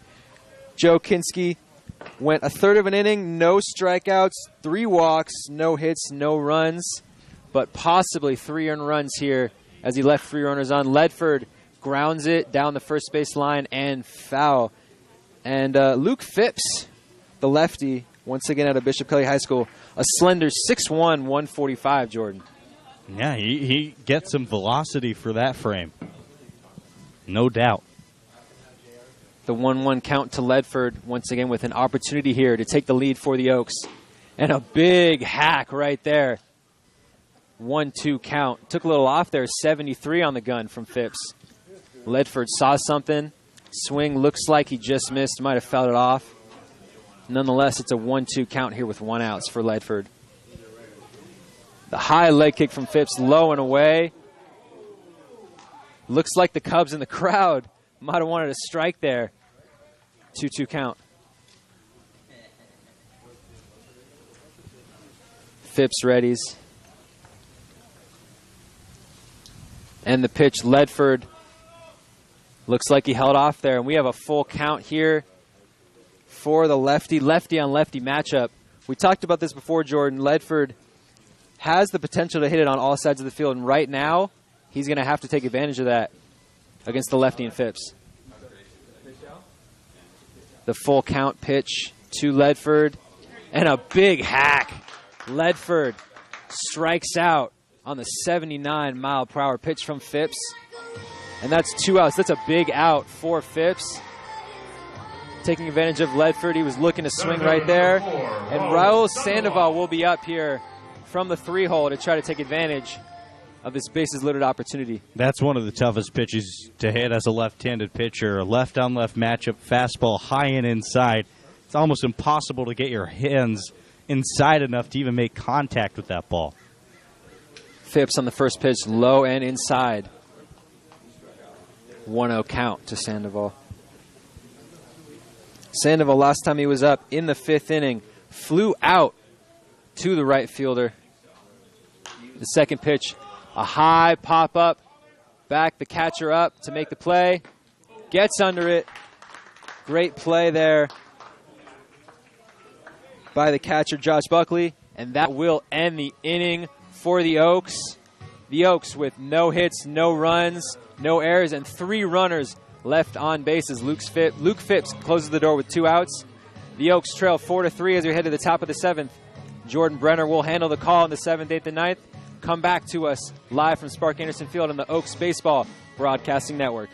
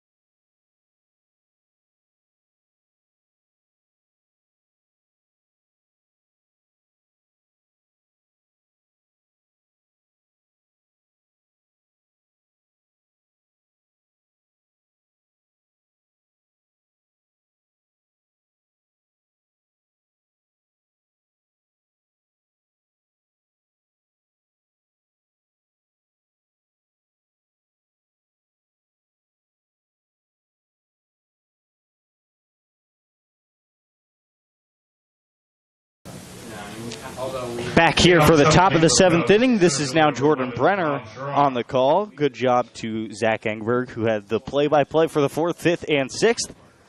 We see Jacob Flores in for his second batter faced on the mound, and he starts off the new hitter Robert Sherrar with a hanging curveball that stays high for a ball. The count is 1-0.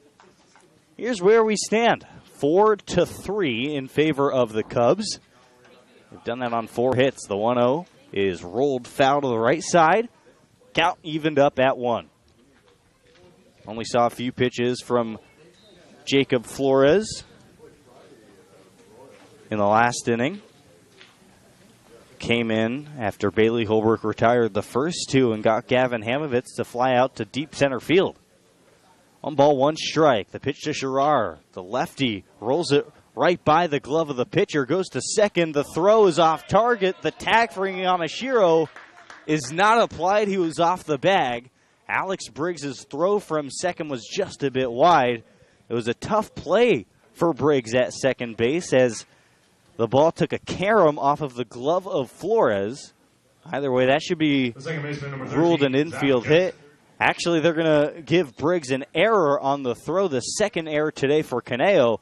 1 on, nobody out. At the top of the 7th, Cubs looking for an insurance run. First pitch in there for a strike to Zach Jensen. And we saw last inning the Oaks, with the bases loaded, had an opportunity against the young Luke Phipps. They could not convert, and now the Cubs already 1 runner on here in the top of the 7th. 0-1. Slider didn't come back enough, and it's 1-1. Stays outside.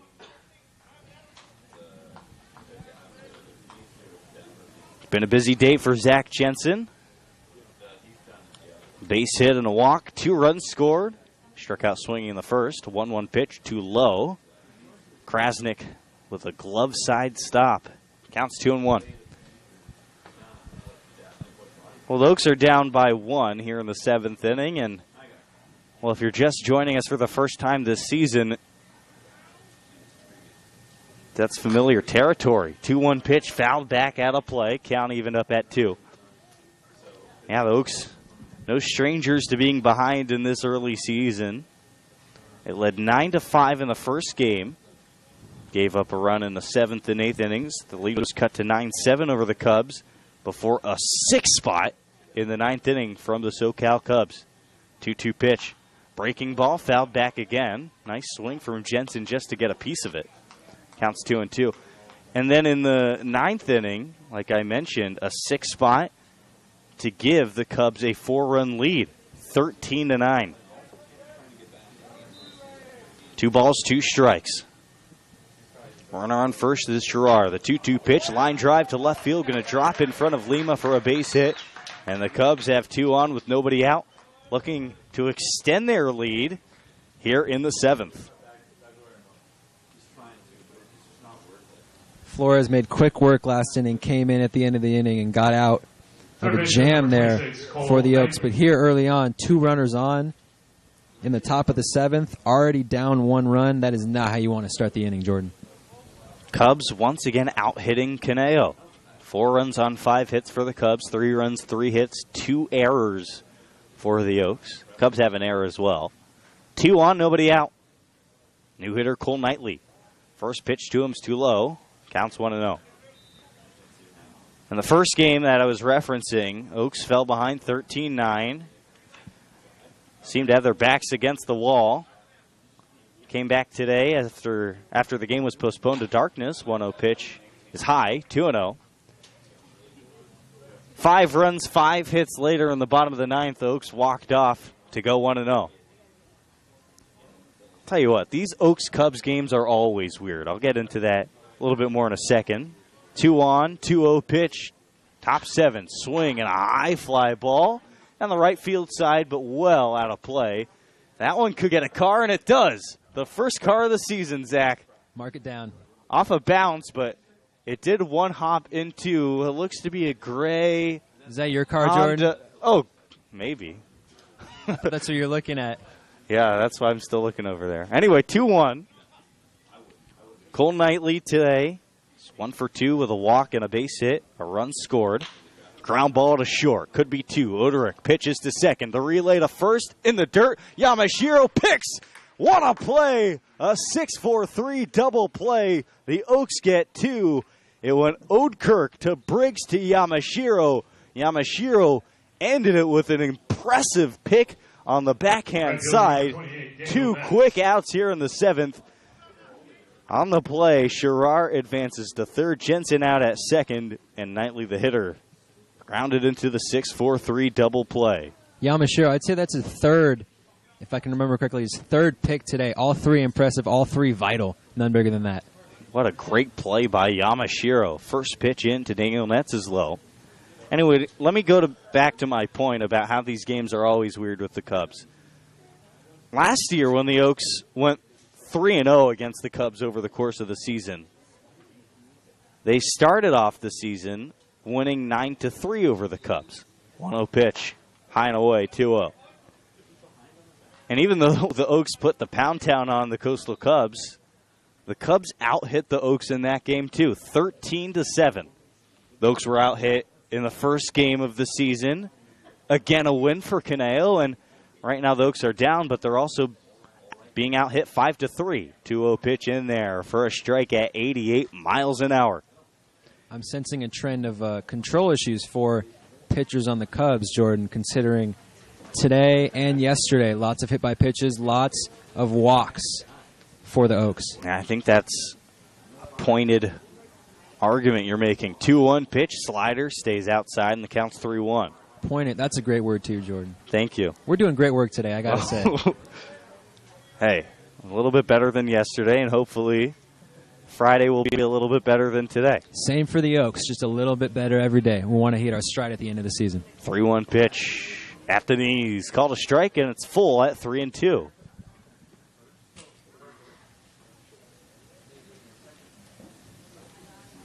Jacob Flores out of Oxnard, California.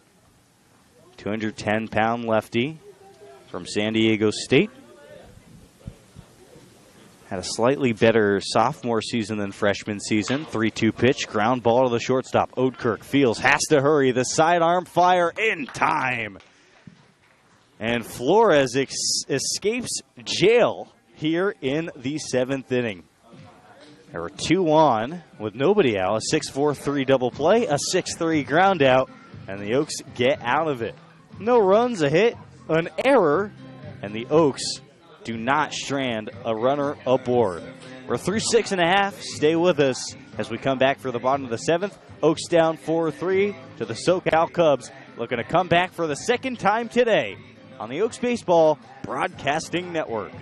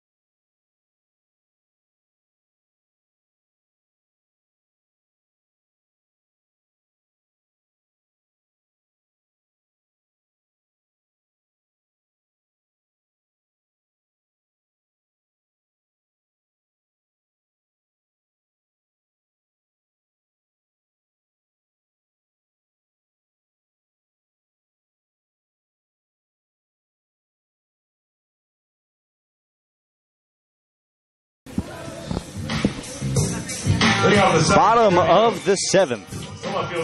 And the Oaks are back to the play. Here is Nico Lima to start off the home half. Lima today, 0 for 2, a walk, strikeout. Big righty waits for the pitch from Phipps. High chopper back to the mound.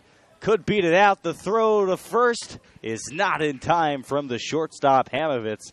That's going to be a clean single on the infield for Nico Lima, his first base hit today. The designated hitter, number 10. Well, actually, pardon me, not today. First base hit of the game. Lima in the first game of the season had a pair of doubles, the second of which came in the 9th inning, which was played today. Runner on first base, and here's Ramon Gomez trying to check in with his first hit. He's 0 for 3 with a couple strikeouts swinging. Throw over to first, gets away from the first baseman, Morris. Lima takes off for second. He'll get in there with a slide head first. And the Oaks have the tying runner in scoring position. It's one way to start off an inning. Now Ramon Gomez. On the season so far, has 1 hit, which is an RBI single right back on the infield. It was to the first baseman. Corners playing shallow. Gomez pops up a bunt, and it hits the screen right near us. Zach, that's about as close as we're going to get to a foul ball. I think we both have the same reaction. Hands up, ready for that. Throw us out in the field, man. We're ready. Yep. Got to bring the gloves on or this weekend. When the Oaks return to Kowloon, they'll be on the road on Friday. 0-1, runner in scoring position. The pitch is in the dirt. Buckley able to stop it with his chest protector, and the count's evened up at 1. Gomez over 3 today had struck out swing in the first and in the 5th inning, and in the 3rd, grounded out, 5-3 ground out to the third baseman. So hopefully right here can take advantage. 1-1 on the outside corner. 1 ball and 2 strikes. These pitchers for the Cubs, they don't throw too hard. But, man, when they're on, they're hitting the corners, and they're tough to square up. 1-2 to Gomez. Gomez waves his back. The lefty checks the runner and offers. In the dirt, 2-2. Oaks will be on the road on Friday after tomorrow's off day, the first of the season. We'll be playing in Pasadena against the Arroyo Seco Saints. First CCL game of the year. 2 balls, 2 strikes, nobody out. Runner on second is Lima. The pitch is foul to the right side. And we'll do 2-2 again. As always, we'll have that broadcast for you on Friday in Pasadena, right here on the Oaks Baseball Broadcasting Network. Jordan Brenner and Zach Engberg. The new team this year. 2-2, nobody out. Here's the pitch, swing and a miss. Gomez down on strikes for the third time today on a heater on the outside corner. For Phipps, that is his first strikeout of the game. The second baseman, number 11, Alexander Second strikeout Briggs. of the game, excuse me.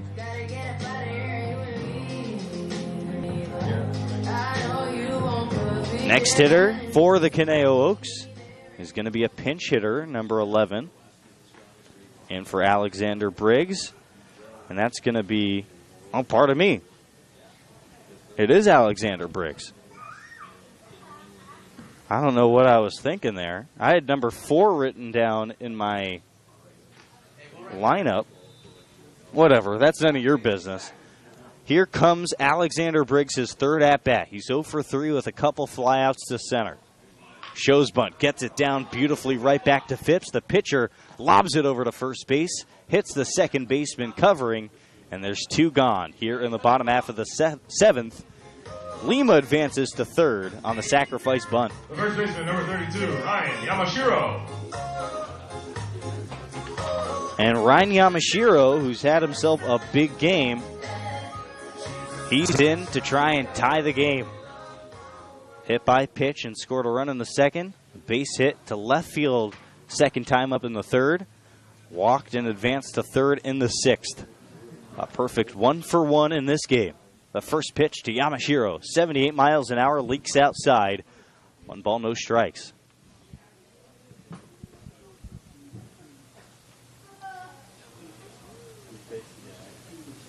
The lefty set to the belt, gears back and fires, and the 1-0 is skied foul to the right side. Watch out. Lady walking her dog in the parking lot. Looks like nailed. she's pointing at the ball. Yeah. That almost got her. 1-1, 2 gone. Oaks trying to tie the game. 4-3 in favor of the Cubs. The 1-1 offering. Swing and a tapper foul, this time to the left side. It's 1-2. Luke Phipps trying to get through a clean 7th inning. Get the Cubs just a little bit closer to program-altering victory. 1-2. Swing and a miss from Yamashiro.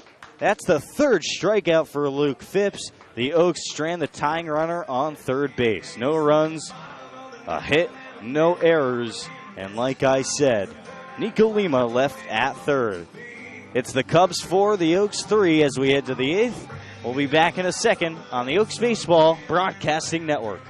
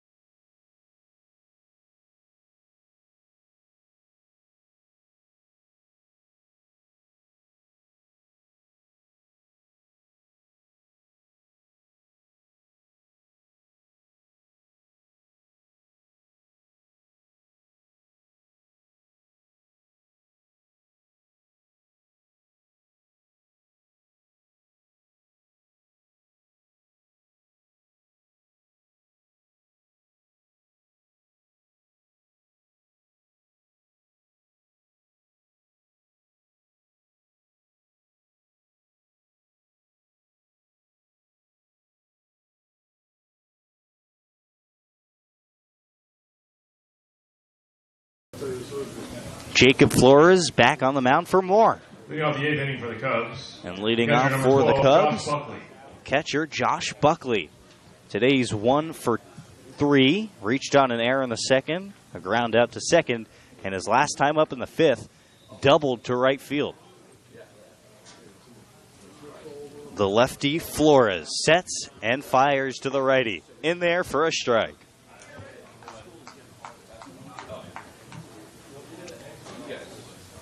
Coach Solis watching from the dugout. As always, having a conversation with someone.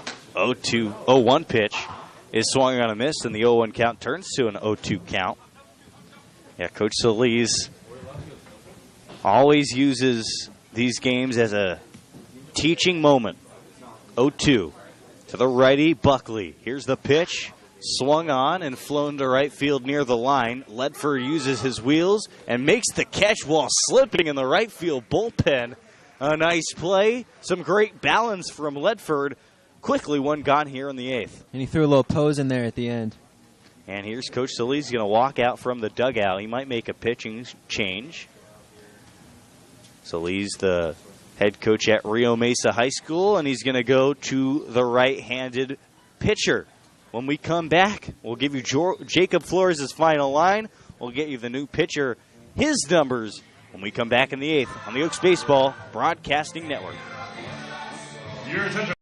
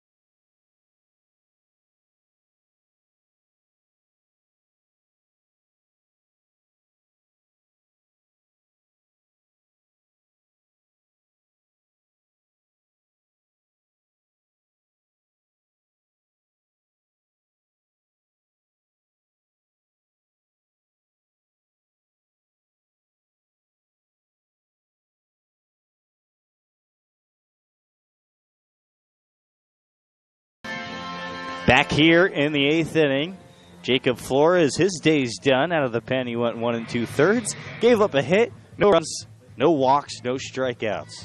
Remember the clutch double play he got in the 7th inning.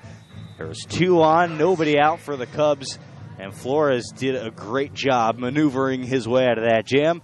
A really good performance for Flores. And now we see the Texas Tech Red Raider, Carson Carter, in for his 2nd appearance as a Conejo Oak.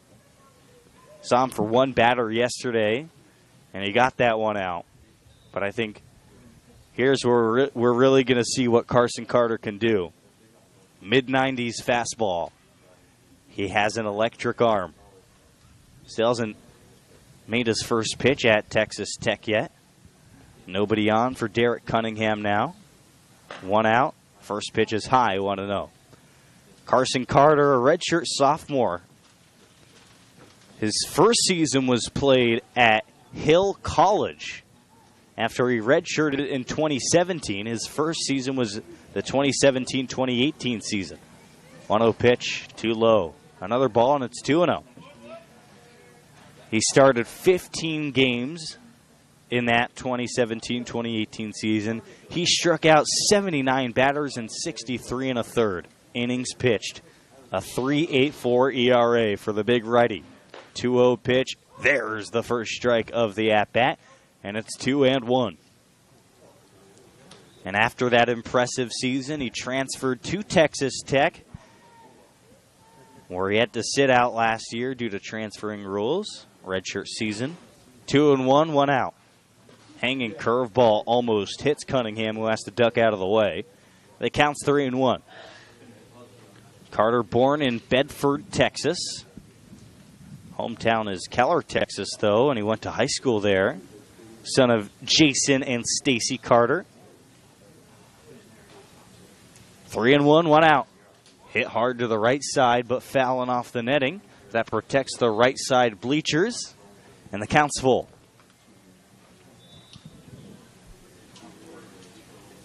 Had an incredible senior season at Keller High School in Texas. His team went 31-10 that season. Ground ball hit really hard to the shortstop. Backhand stop. Oudkirk to first, 6-3. A put out for the second out of the inning. Nice play by Oudkirk. He's kind of settled in at shortstop this year, and well, the Oaks are used to really good defense at shortstop. Last year, Sam Shaken locked down shortstop almost every day. An Oak great, Sam Shaken. Could hit him all over the lineup. Contact guy. Hit a home run against the Cubs in the first game of the season last year. Might have been the second game. It was early on.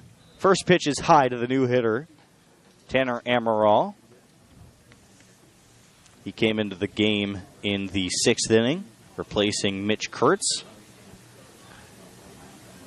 The DH spot in the order for the Cubs. 1-0 count. Pitch. Off the knob of the bat and tapped foul. Counts evened up at 1. And we actually have a little shake-up on the left side of the infield. Oudkirk now at third and Baldovino at short. So they just switched spots. They just switched spots, absolutely. Baldovino showing off why with that arm right there on the big 6-3 putout. Thanks for the correction, Zach. Yeah, great play by Baldovino there. So a 1-1 count now. Wind has pretty much died down as we have passed the 7 o'clock hour here on the West Coast. 1-1 pitch with 2 gone. Carson Carter. Here's the pitch, swing, fouled back. It's out of play, and the count's 1-2.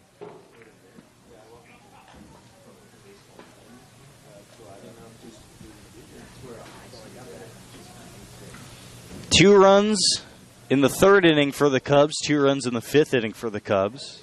Oaks had 1 in the 1st and 2 in the 2nd, and that's where we stand. 4-3 SoCal Cubs. 1-2 pitch, breaking ball inside, and it's 2-2. Wind is picked up now to right field, as it always does here at Sparky Anderson. 2 balls, 2 strikes, 2 outs. The big righty sends home. Hit hard, a line drive into left field. That's going to drop for a base hit. Tanner Amaral, after striking out his last time up, checks in with a base hit. First hit off of Carter this year. And the new hitter is going to be Zach Morris, the big lefty first baseman. It's been a quiet day for him at the dish. A couple 6-3 ground outs and a fly out to left field. 2 gone. Runner on first. The first pitch from Carter's outside, 91 miles an hour on the Express. It was a big 2-out rally yesterday in the 9th inning that let the Cubs take the lead. They don't go down. No, They're a resilient team. 1-0, 2 outs. Carson Carter, a long pause in the pitch. On the outside corner, took a little bit off on that 88-mile-an-hour fastball, and he's rewarded after a good frame job by Daniel Krasnick. 1-1. Again, the righty twists, contorts, and sends home. And there for a strike at the knees, and it's 1-2.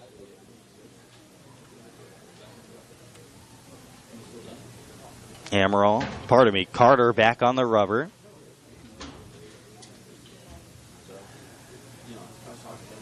Waiting for his sign from Krasnick.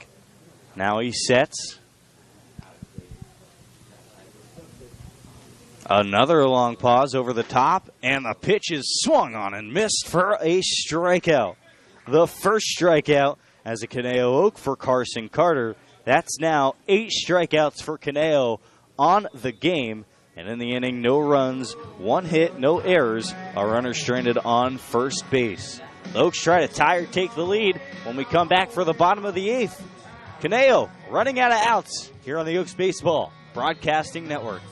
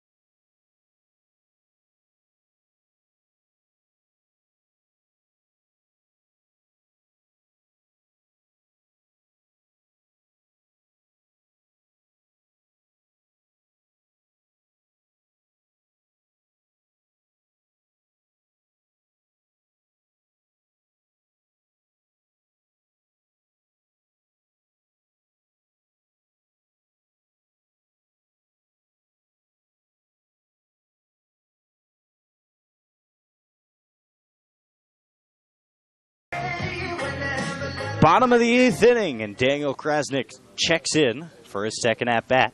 Walked in the 6th inning when he came in for Zach Kamenko.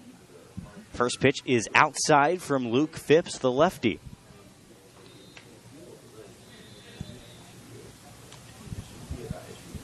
Daniel Krasnick from Hawaii, the 1-0 pitch, in at the knees for a strike. He's a big kid, Zach. 6'2", 230. Them catchers, they're big guys. They have to be. 1-1. Curveball low in the dirt, 2-1. Yeah, you're right. And you mentioned to me that Mike Socio was a catcher after I told you. That's one of the biggest hands I've ever seen. We shook his hand and felt like I was shaking hands with a giant. 2-1 pitch lifted out deep to right field. At the track, the catch is made by Nets. A hard, long, loud out from Daniel Krasnick. And that's all it is, a fly out to the right fielder. One gone in the 8th. Oaks working now with only 5 outs. And here's Gabe Baldovino. Made that incredible play in the field last inning at shortstop. It was a scorch ball that he backhanded. Started the game at third, now he's at short. Baldovino takes outside 1-0. His first hit today came in the first game, the walk-off double to left field, the 2 RBI double. Base hit in the second inning of this game as the 1-0 pitch is right in there. Pop up in the 4th and 6th. He's 1 for 3. Baldovino awaits the 1-1 offering. Breaking ball too high, and it's 2-1.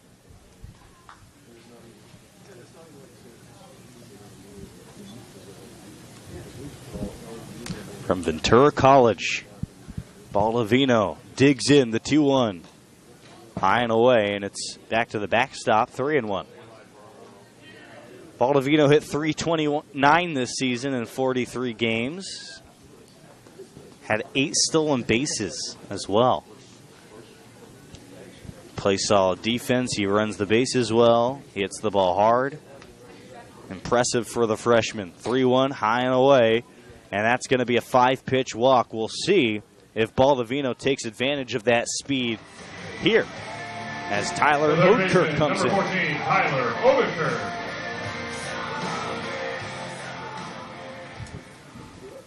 Oatkirk today reached on an error. Couple of walks, and he struck out looking. So he's 0 for 2.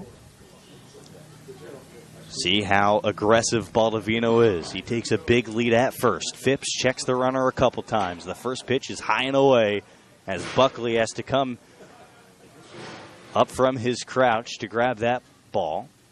And Buckley's going to go jog out and have a conversation with Luke Phipps, probably warning him of Baldovino's speed at first. Quick conversation. Maybe planning a pitch out or something along those lines. Runner on first. That's the tying runner. As Baldovino, Tyler Oatkirk represents the go-ahead runner here in the 8th. You have to watch out. The lefty pickoffs are always more effective. 1-0 pitch. That's a strike at the knees, inside corner. A beautiful pitch from Luke Phipps. The Oaks have gone quiet here in today's game. The first 3 innings they played today, they scored 8 runs. The last 5, nada. 1-1. Outside, 2-1. The unorthodox pitching style of Marlette and of Phipps, and even of Kinski, spelling trouble for the Oaks. Now the set and the 2-1 pitch. High and away, 3-1. And I expect Oudkirk to be really patient here. Ledford on deck. Raul Sandoval behind him.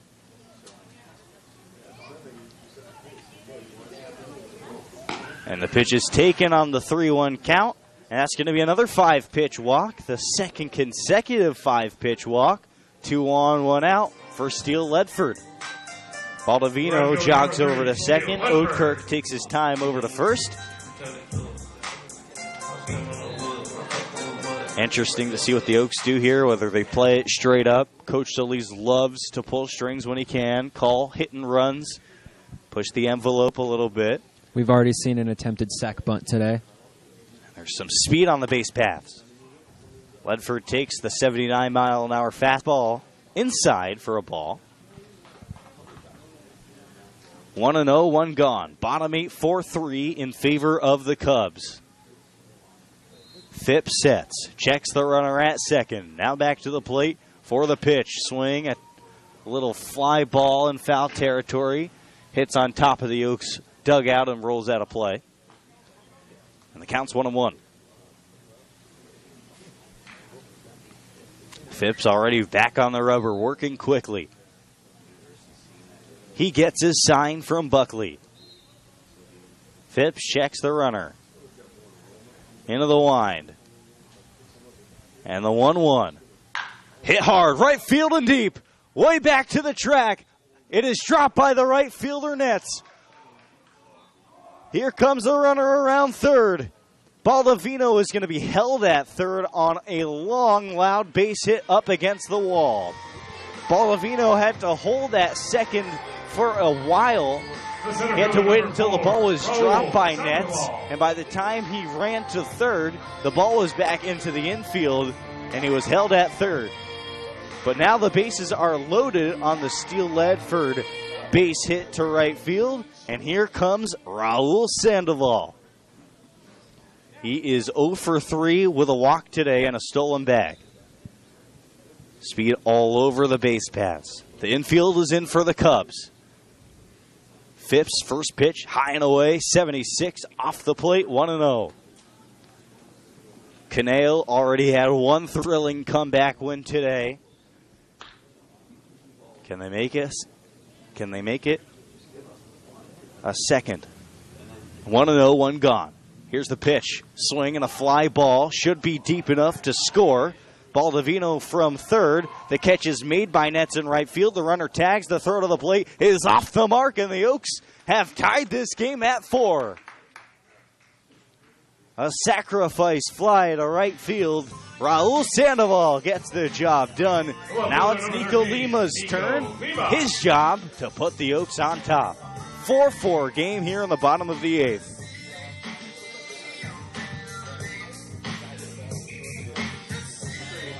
On that play, Tyler Oudkirk advanced to third. So runners on the corners. Ledford on first, Oudkirk on third. Here is the righty Nico Lima, who is 1 for 3 with a walk and a base hit. With 2 gone in the 8th, can the Oaks take the lead? First pitch, Hunting. A high fly ball right center field, nets under it. Makes the call, makes the catch. And we're through here in the bottom of the 8th. But the Oaks strike for a run on a hit. No errors, and they strand runners on the corners. They come back and tie this game at 4. Don't move. We'll be back for the thrilling conclusion of this 4-4 ball game when we come back for the 9th. on the Oaks Baseball Broadcasting Network.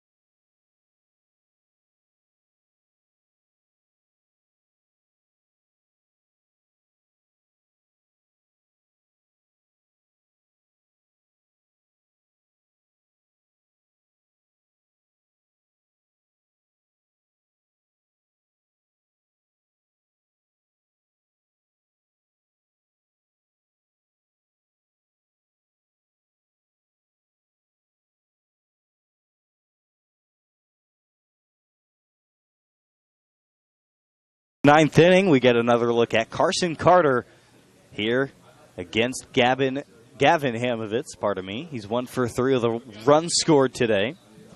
Carter came in and got 2 outs in the bottom of the 8th inning. 6-3 ground out and a strikeout after giving up the base hit to Tanner Amaral. Now the righty versus righty. First pitch too far outside, and it's 1-0. Carson Carter has a interesting windup.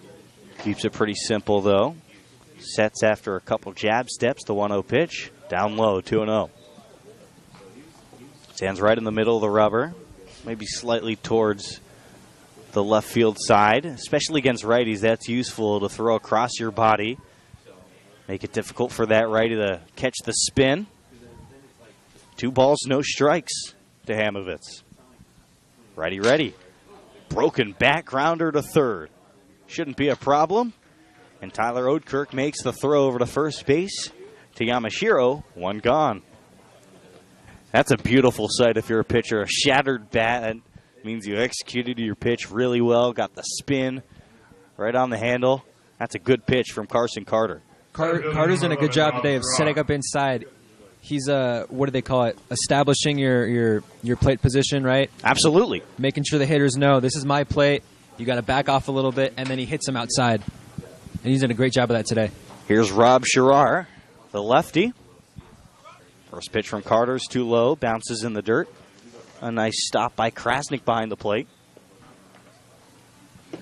Sherrar today is 0 for 3, but he reached base on the error by Alex Briggs at second. Briggs now playing really deep at second. Heels in the outfield. In fact, he's entirely in the outfield. 92 on the 1-0 pitch, misses, and it's 2-0. Cooling down here in Thousand Oaks, it always does. It's a hot day today, but now approaching sunset, it is gorgeous outside. 2-0 pitch, swing and a miss. 85 located perfectly on the outside corner. 2 balls and a strike.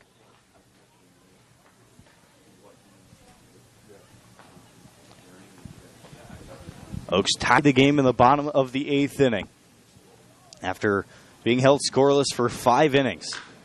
2-1 pitch lifted foul to the left side, right onto the putting green.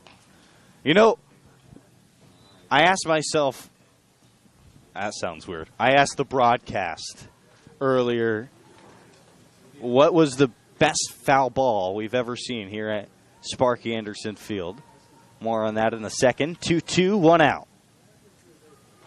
Swing and a high fly ball in foul territory. It's in play near the bullpen, and it drops out of the reach of Oatkirk and Nico Lima, who had a look.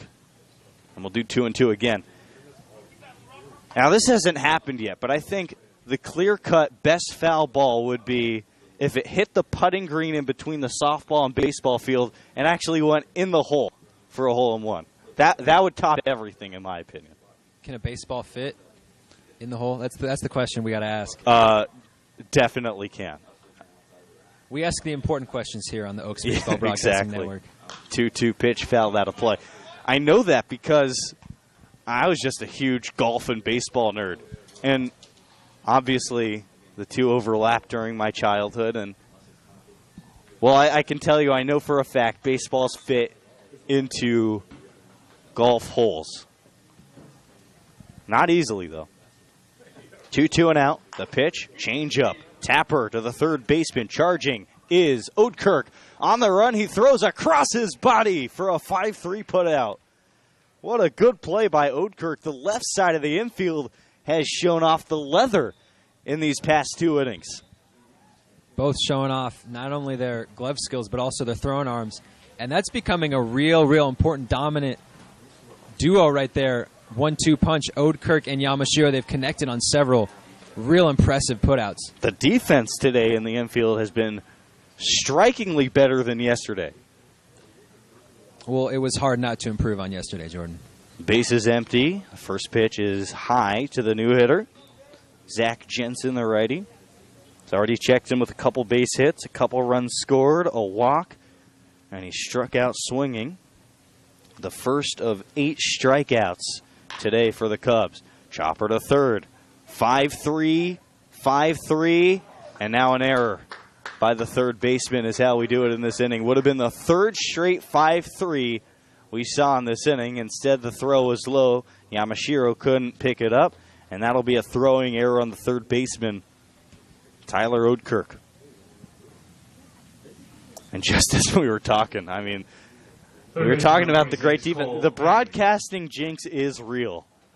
And I'll tell you what, we have not learned our lesson yet. More to come. I doubt we will, Jordan. I doubt we will. No one ever does. That's true.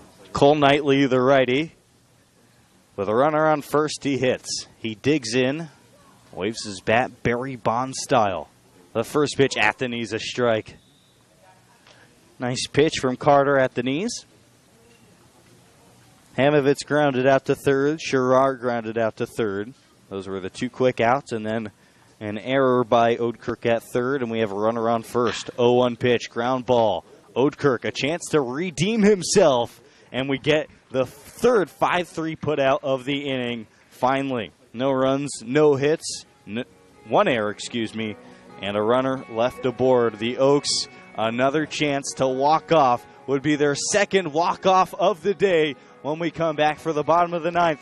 Stick with us. You're watching Oaks Baseball on the Oaks Baseball Broadcasting Network.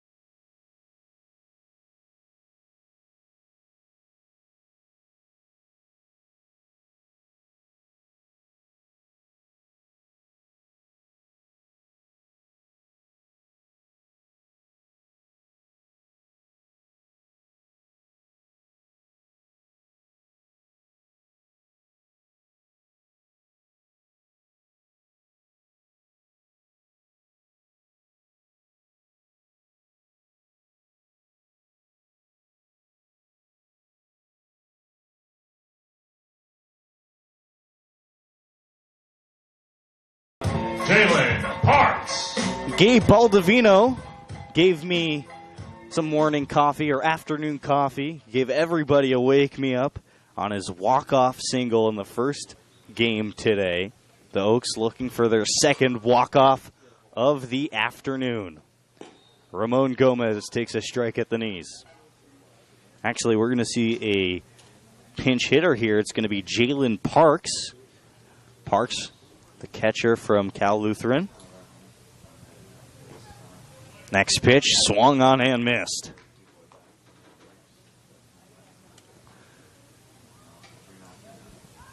What a day it would be. 2 walk-offs in a day. And if the Oaks are to win, it would be of the walk-off variety. And we're not even in the CCL season yet, Jordan. 0-2. Ground ball to the right side, outside the bag at first and foul. Nothing in 2, nobody out. Luke Phipps takes off his cap. See some brown hair that's all over the place. Works for him, though. Could say that confidently. Nothing in 2. Infield, outfield in their normal spots. The 0-2 pitch, tap foul on a breaking ball. Some Oaks players in the dugout standing, watching eagerly, hoping to celebrate. I know we are. These are the kind of situations where you develop your rally cry. You get the rally monkey or the rally cat, whatever you want. Wear your hats sideways, upside down, the bucket hats. This is where you figure out what you're going to do for the rest of the summer. 0-2 to Jalen Parks. Ground ball hit hard to short. It is through the glove of Hamovitz into center field, and the winning run is aboard for Caneo. A base hit for Jalen Parks. Feeling right at home here at Sparky Anderson Field. A clutch knock, and Coach Solis is going to pinch run for Parks and bring in Trent McKinney from Glendale City College to get some more speed.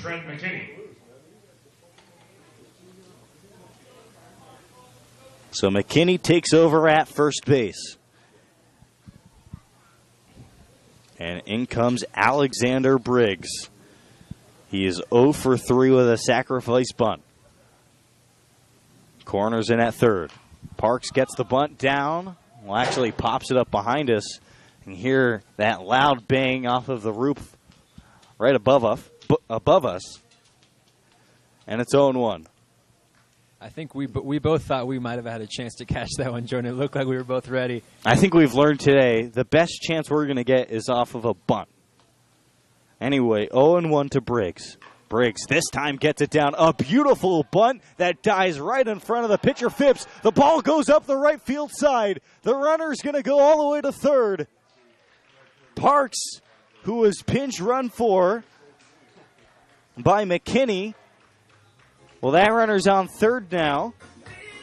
And Alex Briggs checks in at first base on the error by the pitcher, Luke Phipps. And the Oaks are in all sorts of business with Ryan Yamashiro ready for his at-bat. Today, Yamashiro is 1 for 2 with a strikeout and a base hit to left field. Was hit by a pitch in the second. He scored a run there, and he walked in the 6th inning. The Oaks walked off in the first game today. They're 90 feet away from doing that again. If the Oaks end up winning, stay tuned to our Twitter, where we should be getting a player for the Oaks post-game show. First, the task at hand, win this game, and they're going to intentionally walk Ryan Yamashiro, so he'll be aboard. And here comes Daniel Krasnick. Catcher number 22, Daniel Krasnick. Bases loaded, no outs, bottom of the 9th. This is baseball, Jordan. This is what it's all about here in the Summer League. Oh, yeah. This is gravy on turkey on Thanksgiving. Ain't nothing better than this if you're the Oaks. Perfect position, bases loaded. Krasnick takes the first pitch, gets away from the catcher. He can't find it. It died right beneath him. He thought it went to the backstop. Anyway, everybody holds. McKinney from third thought about going. Bases loaded. McKinney on third. Briggs on second. Yamashiro on first. Daniel Krasnick, who came in the game in the 6th inning, is 0 for 1 with a walk. The catcher from Hawaii. 2 for 10 this past season. The 1-0 pitch outside, 2-0. And the Oaks dugout loves every second of this, urging their team on. Phipps on the hill, he sets. The 2-0 pitch to Krasnick. Low and away, it's 3-0. The Oaks needed a double to walk off the first time. They may not even need to swing the bat to get a win here. It's 3-0 to Krasnick. If there was ever a time for a stop sign, it would be right here. The 3-0 pitch. A strike at the knees, just barely. Buckley doing a good job framing that one at the knees. 3 balls and 1 strike now. Again, the infield in. The 3-1 pitch. Ball 4, and the Oaks win another. Their second walk-off of the day. A 5-pitch walk to Daniel Krasnick. Trent McKinney scores from third, and the Oaks are victorious once more. 5-4. The Oaks win it. They're 2-0, and they head into the off day with smiles on their face. Walk-off walk, not the most prestigious walk-off, but that's a win nonetheless. And you know what, Jordan? I would say first 2 games, 2 walk-offs, 1 afternoon. Pretty busy afternoon for the Oaks, Jordan. Yeah, no doubt about it. Daniel Krasnick, patient at the plate. The Oaks win this one 5-4. And, well, Zach, if we can identify something about this team, and that's hard to do early on in the season, it's the resilience of this Oaks team. They go 5 straight innings without scoring a run. They're down 4-3 heading into the 8th. They get 1 in the 8th, 1 more in the 9th to come back for the second time today and catch another win. They're 2-0. Well, you mentioned the word patience, and I feel like that's a big word of the day here. They were patient in the first game. They didn't get too antsy. Down 13-9 heading into the bottom of the 9th inning. Came back, scored 5 runs, and just now down heading into the bottom of the 9th once again. Came back to win, and they were patient at the plate, patient in the outfield, patient on defense. Patience paid dividends today, Jordan. Yeah, and we're going to ask our listeners and viewers for some patience here. We're going to sign off in a second, and we're going to get somebody on the post-game show. Stick with us. Stick to Twitter. Thank you for everybody who made this broadcast possible. Coach Solis, the entire Oaks, the intern crew. For my partner, Zach Ingberg, I'm Jordan Brenner signing off. The Oaks are 2-0, a 5-4 win here in the second game over the SoCal Cubs, and they feel really good heading into the off day. We'll be back for some more Oaks baseball on Friday evening on the road in Pasadena for the CCL opener against the Arroyo Seco Saints. We hope you join us then right here on the Oaks Baseball Broadcasting Network.